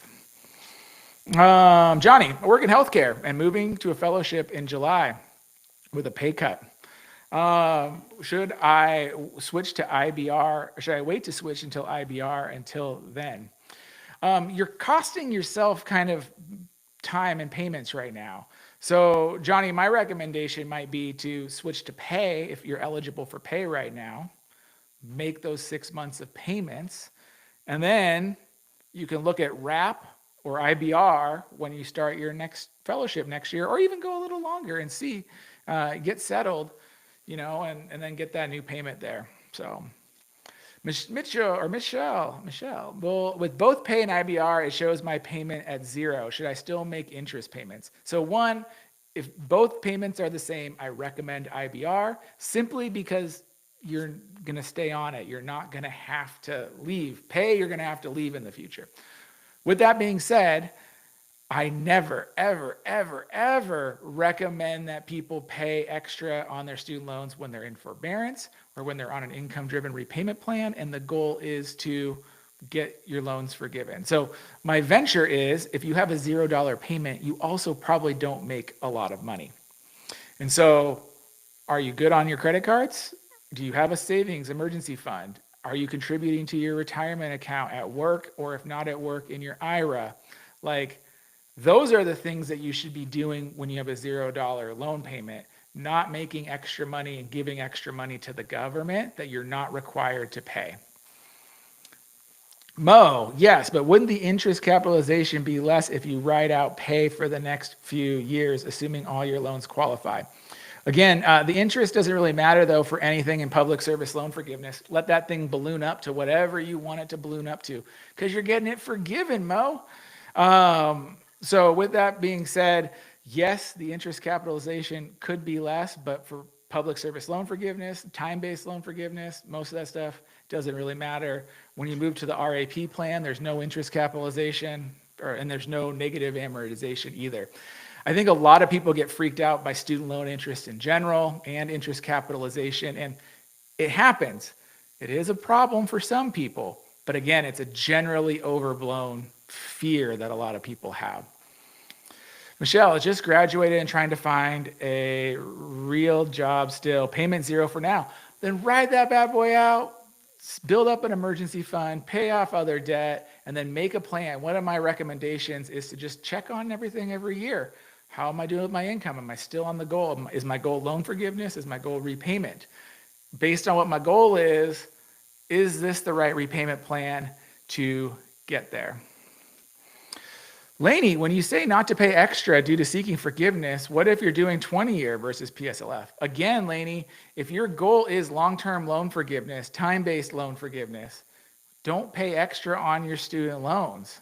You should be looking to minimize your student loan payment and save for yourself. You better be debt free if you're paying extra on your student loans. I'm talking no credit card, no car note, any of that stuff, right? You better be contributing to your retirement plan before you pay extra on your student loans. Are you taking advantage of a 403B or 401k, contributing to your Roth IRA? The goal for you is like your whole financial picture should be better. You know what would help you with the tax bomb? I see your fear there. Again, the tax bomb is generally overblown as well. Most people don't encounter the tax bomb. When they do encounter the tax bomb, it's a lot less than they expected. So Lane, I'm guessing, go to the College Investor. I have a tax bomb calculator. Put your numbers in and see what your tax bomb could be. You know what the biggest thing you can do though to help with the tax bomb is put your money in an investment account now so your assets grow. And if you have to pay a $6,000 tax bill or whatever it happens to be, you've gotten 20 years of compound growth on your money to be able to afford that tax bomb. That's going to go a lot longer than like you just flitting money into your student loan ad hoc, and it's still not going to cover anything. And like it's there. So yes, the tax bomb fears are generally overblown. It does happen. I'm not going to dismiss that the tax bomb's not real. But after 15 plus years of doing this, I can tell you that most people don't realize that most borrowers that roll 20 or 25 years are insolvent. Most. Totally insolvent, so no tax liability. Partially insolvent, so partial tax liability. Even then, the amount of debt that gets added is just treated as ordinary income. You might just end up making $100,000 this year. It's not that big of a deal. It still only puts you in like the 20% tax bracket, and you get your tax deductions and all the other things. So your actual tax bill might be like $4,000 or $5,000 more. It's not that scary. So we have a tax bomb calculator. It's just an estimator, but maybe it'll help you understand how it's calculated so you can make a more informed decision and maybe not be so scared of the tax bomb. Because again, I've seen it. I've seen doctors get hit with the tax bomb, but these doctors also like bought a bunch of real estate and had a practice and like were working per diem and made a bunch of money. And so it's like, yeah, they definitely had a tax bomb. But I would say for like us average folk, like the tax bomb's kind of overblown. Can I explain interest capitalization on IBR versus RAP again? So IBR is the only student loan repayment plan that capitalizes your interest when you leave. Again, if you're not familiar, capitalized interest means that if you look at your loan statement, you got like your principal and then like you got that interest line. Well, when you leave IBR, it all gets merged into one as the principal balance moving forward. And so all the future interest is now calculated on the new bigger principal. So it can cost you more. That only happens when you leave IBR. If you never leave IBR, it never capitalizes, it just grows. But again, it doesn't really matter because if you never leave IBR, you get loan forgiveness. RAP does not do negative amortization. So when you start on RAP, your monthly payment, if it does not cover the full amount, interest will never be added to your loan balance going forward. And so once you start RAP, your loan only goes down. It never goes up. There's no negative amortization. So there's also no interest capitalization really. And then with that being said, they have the $50 a month principal interest subsidy. So if your payment doesn't pay off at least $50 a month, the RAP plan will ensure that your loan pays off at least $50 a month. Cassandra, is getting forgiveness considered leaving IBR? Well, if you hit the 20 or in your case, 25 years, you're getting your forgiveness on the full balance, principal and interest, whatever that balance is, that's what's getting forgiven.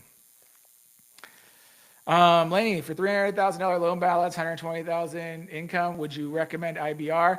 You got to run the numbers. Go to our calculators. Go see what your RAP plan payment is. Go see what your IBR payment is, whichever one's lower, because it's also based on your family size. It can change in the future. So you got to just run the numbers and see which one gives you the lowest monthly student loan payment for you. wrap, I guess, is more on just if you have kids, not your total family size. That is the cool thing with IBR is based on your full family size.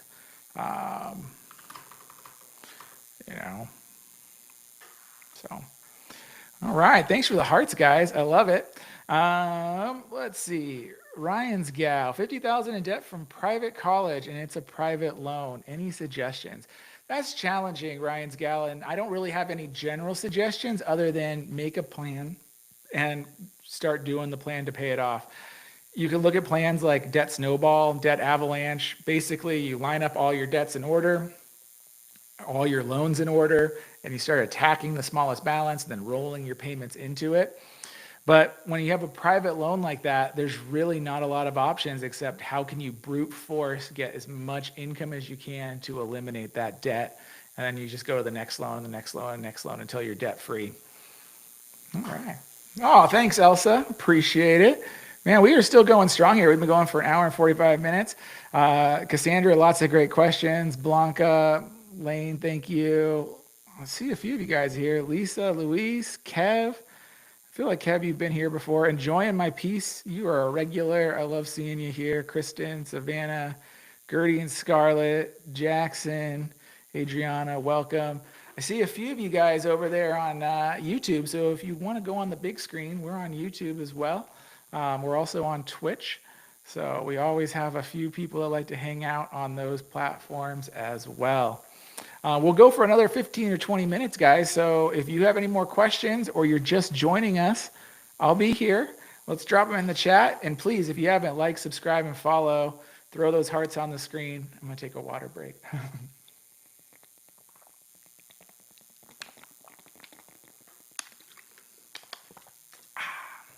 All right. Luis, I'm an IBR. My expected forgiveness is in 10 years. Is this accurate? Potentially, Luis. So if you are a borrower that started their first student loan after July of 2014, your loan forgiveness is 20 years on IBR. If your first student loan was before 2014, you're a 25-year student loan forgiveness on that. And so kind of backing up the math, it's very possible that you got a loan in 2015, you've been paying it for 10 years, and then 10 years from now, it would be forgiven. It sounds very logical to me, but only you know your student loan details beyond that. 2018, there you go. So yeah, because we're at the end of 2025, I would say it's probably a little more than 10 years, so 11 years or 12 years, whatever it is. But yes, that is a very reasonable amount to pay off your loans. So yeah. Sarah, welcome. Welcome, guys. All right. Let's go check out the other ones. All right, we got my repayment is 0. Any repayment plan will begin once payments start. I don't know what you're saying, Elsa.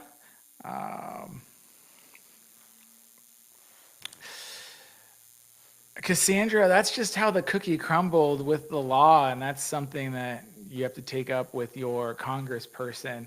And it does suck, I'm not going to lie, but the law that existed when you borrowed was 25 years, and then they changed the law in 2014 to 20 years.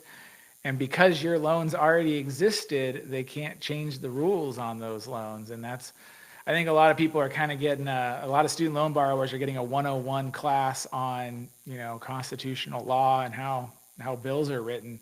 And that's why also, though, you don't have to be fearful about PSLF going away for existing borrowers and things. It's because it's been in place for your loans, that's how it goes. It does suck, though. I'm not going to lie.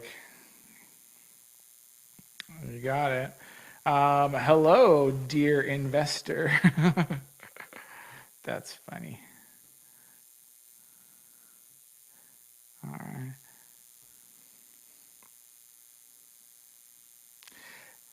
Elsa, I didn't quite understand what your question was on any repayment plan will begin once payments start. If your repayment plan is $0 a month, it's $0 a month. That is a valid repayment. So Maybe you're concerned that a $0 a month payment isn't a valid payment, if that's what you mean, because like you could roll 20 years at a $0 a month payment. Plenty of people do. But the important thing is that you actually have a valid $0 a month payment, not forbearance. A valid payment plan with $0 a month payment is different than being in forbearance, like the Save forbearance, for example.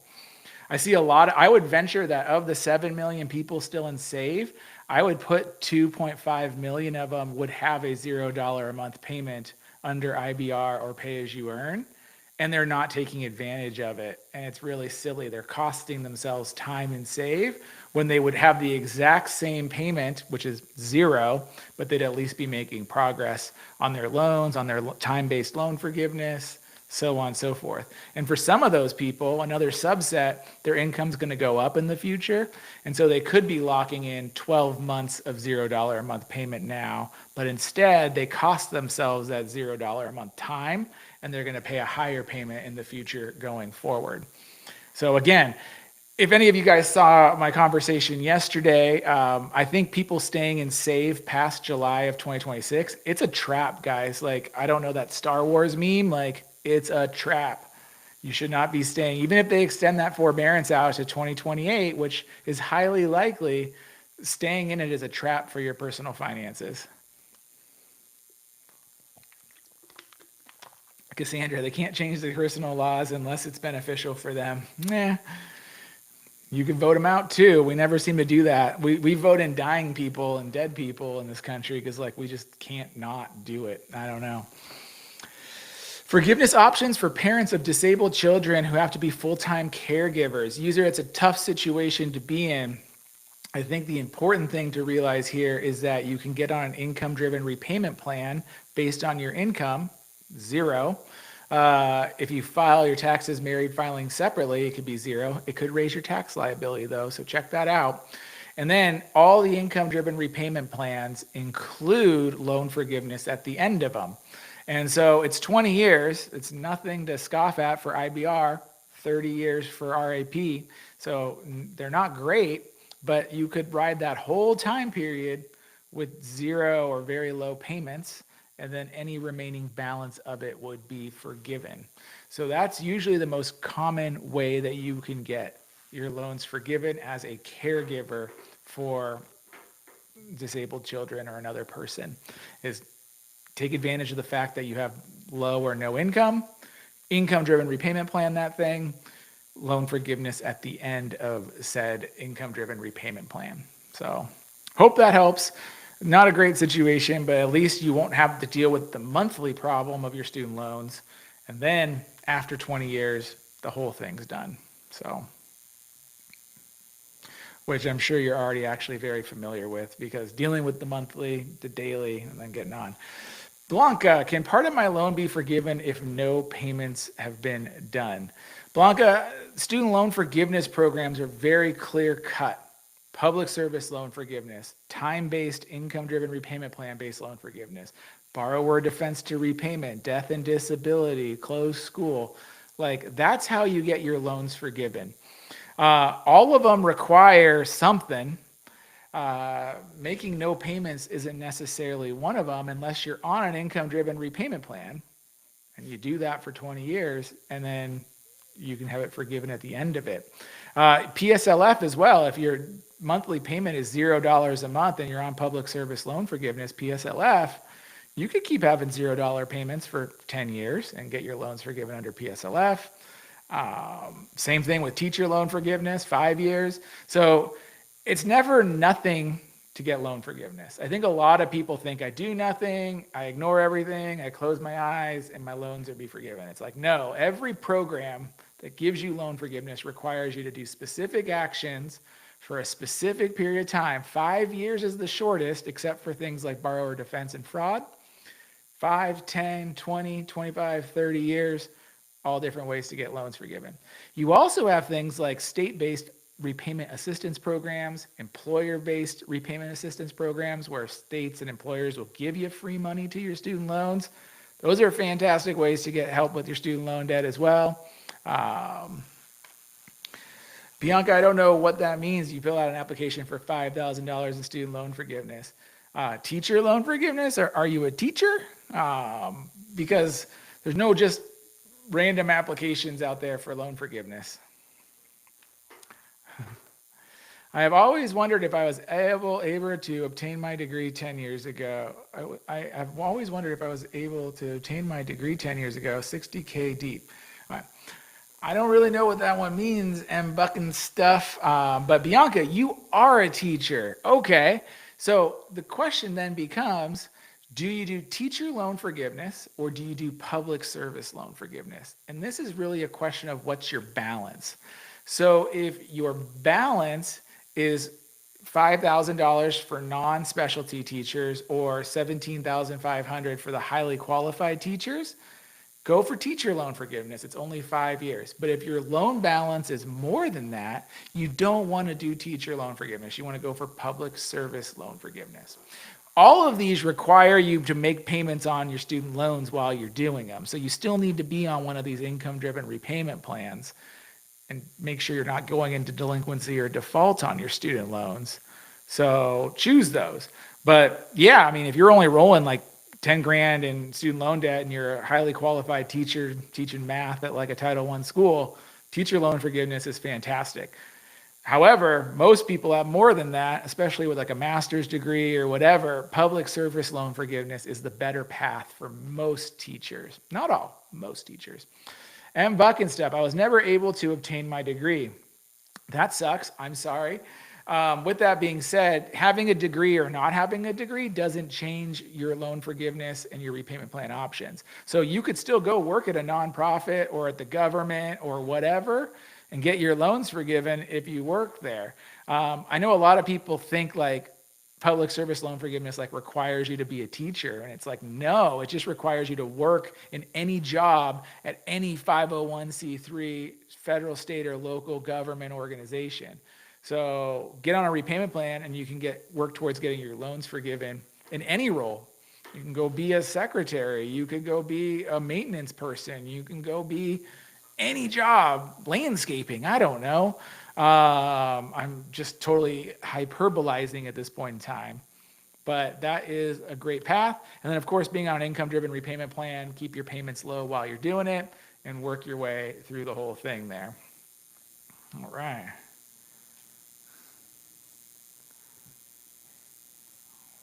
Okay, guys, we got maybe 5 more minutes here. We've been going for almost 2 hours. We've been having a great live tonight. Lots of viewers and lots of questions. I love it.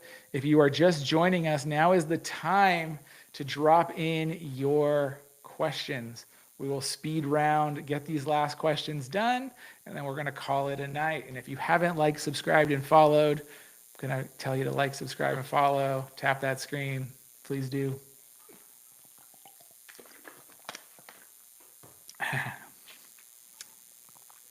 All right.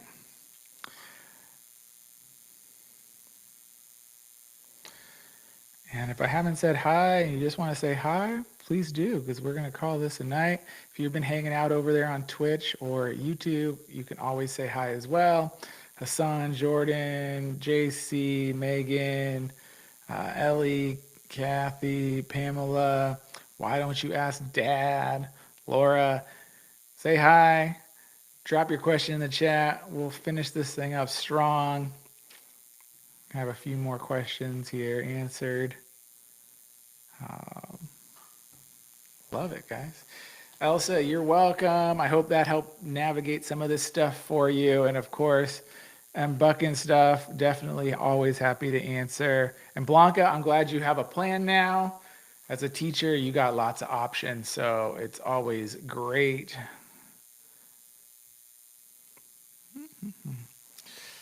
Enjoying my piece. Welcome back.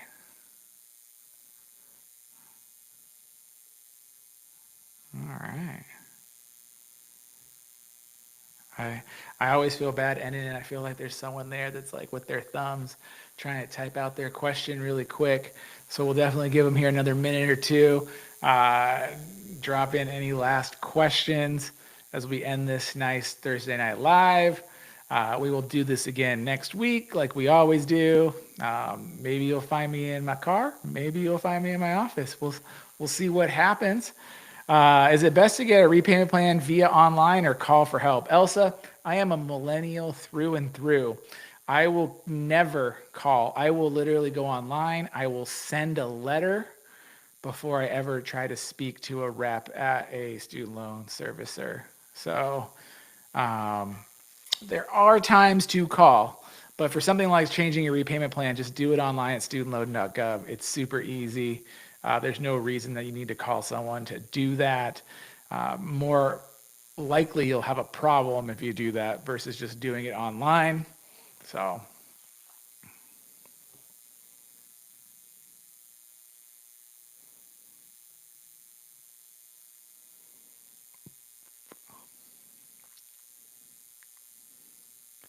why don't you ask dad what loans are best for a student in kinesiology? School is $50K a year, and I'm hoping for half tuition off. The general rule of thumb is why don't you ask dad is you always start with the federal student loan for the student first. They get to borrow $5,500 freshmen, $6,500, $7,500, so on. Then you have a choice to make, and you can supplement with private loans or Parent Plus loans, right? And so you are going to be on the hook one way or another, dad or mom. Why don't you ask dad? I'm making assumptions there. You're going to be on the hook one way or another if you're going to pursue this very expensive school. And so we have a calculator on how much student loan debt you can afford.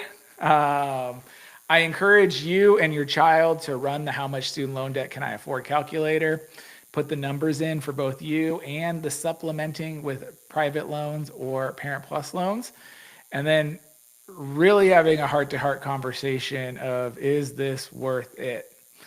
Because my gut feeling is, after doing this for so long, is it's not worth it, and there's going to be real financial heartache for 20 plus years in your child's life and or your life. And so the dreams and aspirations and real positive energy they have going into college is going to be crushed for a decade or more. And I don't want to see that. So if you really don't get an offer on, getting half of that tuition paid, be mindful. 20K max on Parent Plus loans.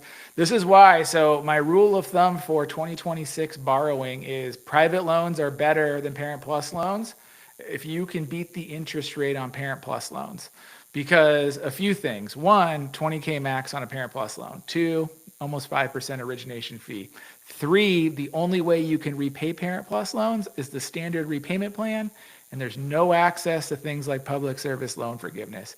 So there's literally nothing but bad things for Parent Plus loans, except for dealing with the student loan interest rate. I think the interest rate's going to end up probably about 8.5% for a Parent Plus loan next year, maybe down to 8. We'll see how the Fed does on rates. Could go a little lower, but if you can get a private loan that's less than 8% or whatever the Parent Plus loan is, that's going to be the better option. I just actually, for you, worry about the whole picture of borrowing. Paying almost $200,000 generally does not work out very well for anybody. It just doesn't. FR Yoakum, how can we help our kiddos get student loans? So FR, it's the same deal. They take their own student loan in their own name first. They can take $5,500 as a freshman, $6,500 as a sophomore, $7,500 junior, senior. And then you have to supplement private loans, Parent Plus loans. Run the calculator. The biggest problem with the student loan crisis is that people overborrowed. That's literally what it is. You can argue all the other things. School costs too much. Yes, it does. You can say wages haven't kept up with inflation. Absolutely correct. You can say all the things you want to say, but you also paid too much, and that's what sucks. If my income is zero now, but could change a lot within 5 years, would RAP or IBR better? Cassandra, it's just a question you ask yourself every single year, and you just reassess. I wouldn't ever even try to plan out 5 years. I'd plan out a year and just keep reassessing every single time. We pay $20K a year on a private student loan now. It's rough. Yeah, and it's just going to get worse. Like the bigger thing is you got to have the conversation, run our calculators, show them the numbers. I've talked to so many high school kids, more high school kids than not, when they actually see the numbers, start to understand that I don't want that. I thought I wanted this. I thought it would be really fun to go to a fun school and be kinesiology and maybe go into sports medicine. But what do you mean they only earn $50,000 a year with no potential for lifetime earnings? And I'm going to have a ton of debt. And like, I'm not going to be able to live the actual life I want and have a vision for. Yeah, you got to have those conversations because they really are smart and can understand it. But you got to put the numbers in the calculator and say, well, if you borrow this, and if we take on this private loan and a Parent Plus loan, and this is what the total cost is going to be for you every single year for 10 to 30 years if you take the WRAP plan. And then you want to add in the high cost of living and an apartment and a house and food and transportation on that. Like, how are you going to make this work? And they really start to reassess it. Maybe they still do kinesiology, but maybe I go to my local community college and I take 2 years, supplement it with some CLEP exams, and I'm only taking 2 years at said private school for $50,000. So I only do it for $100,000 instead of $200,000.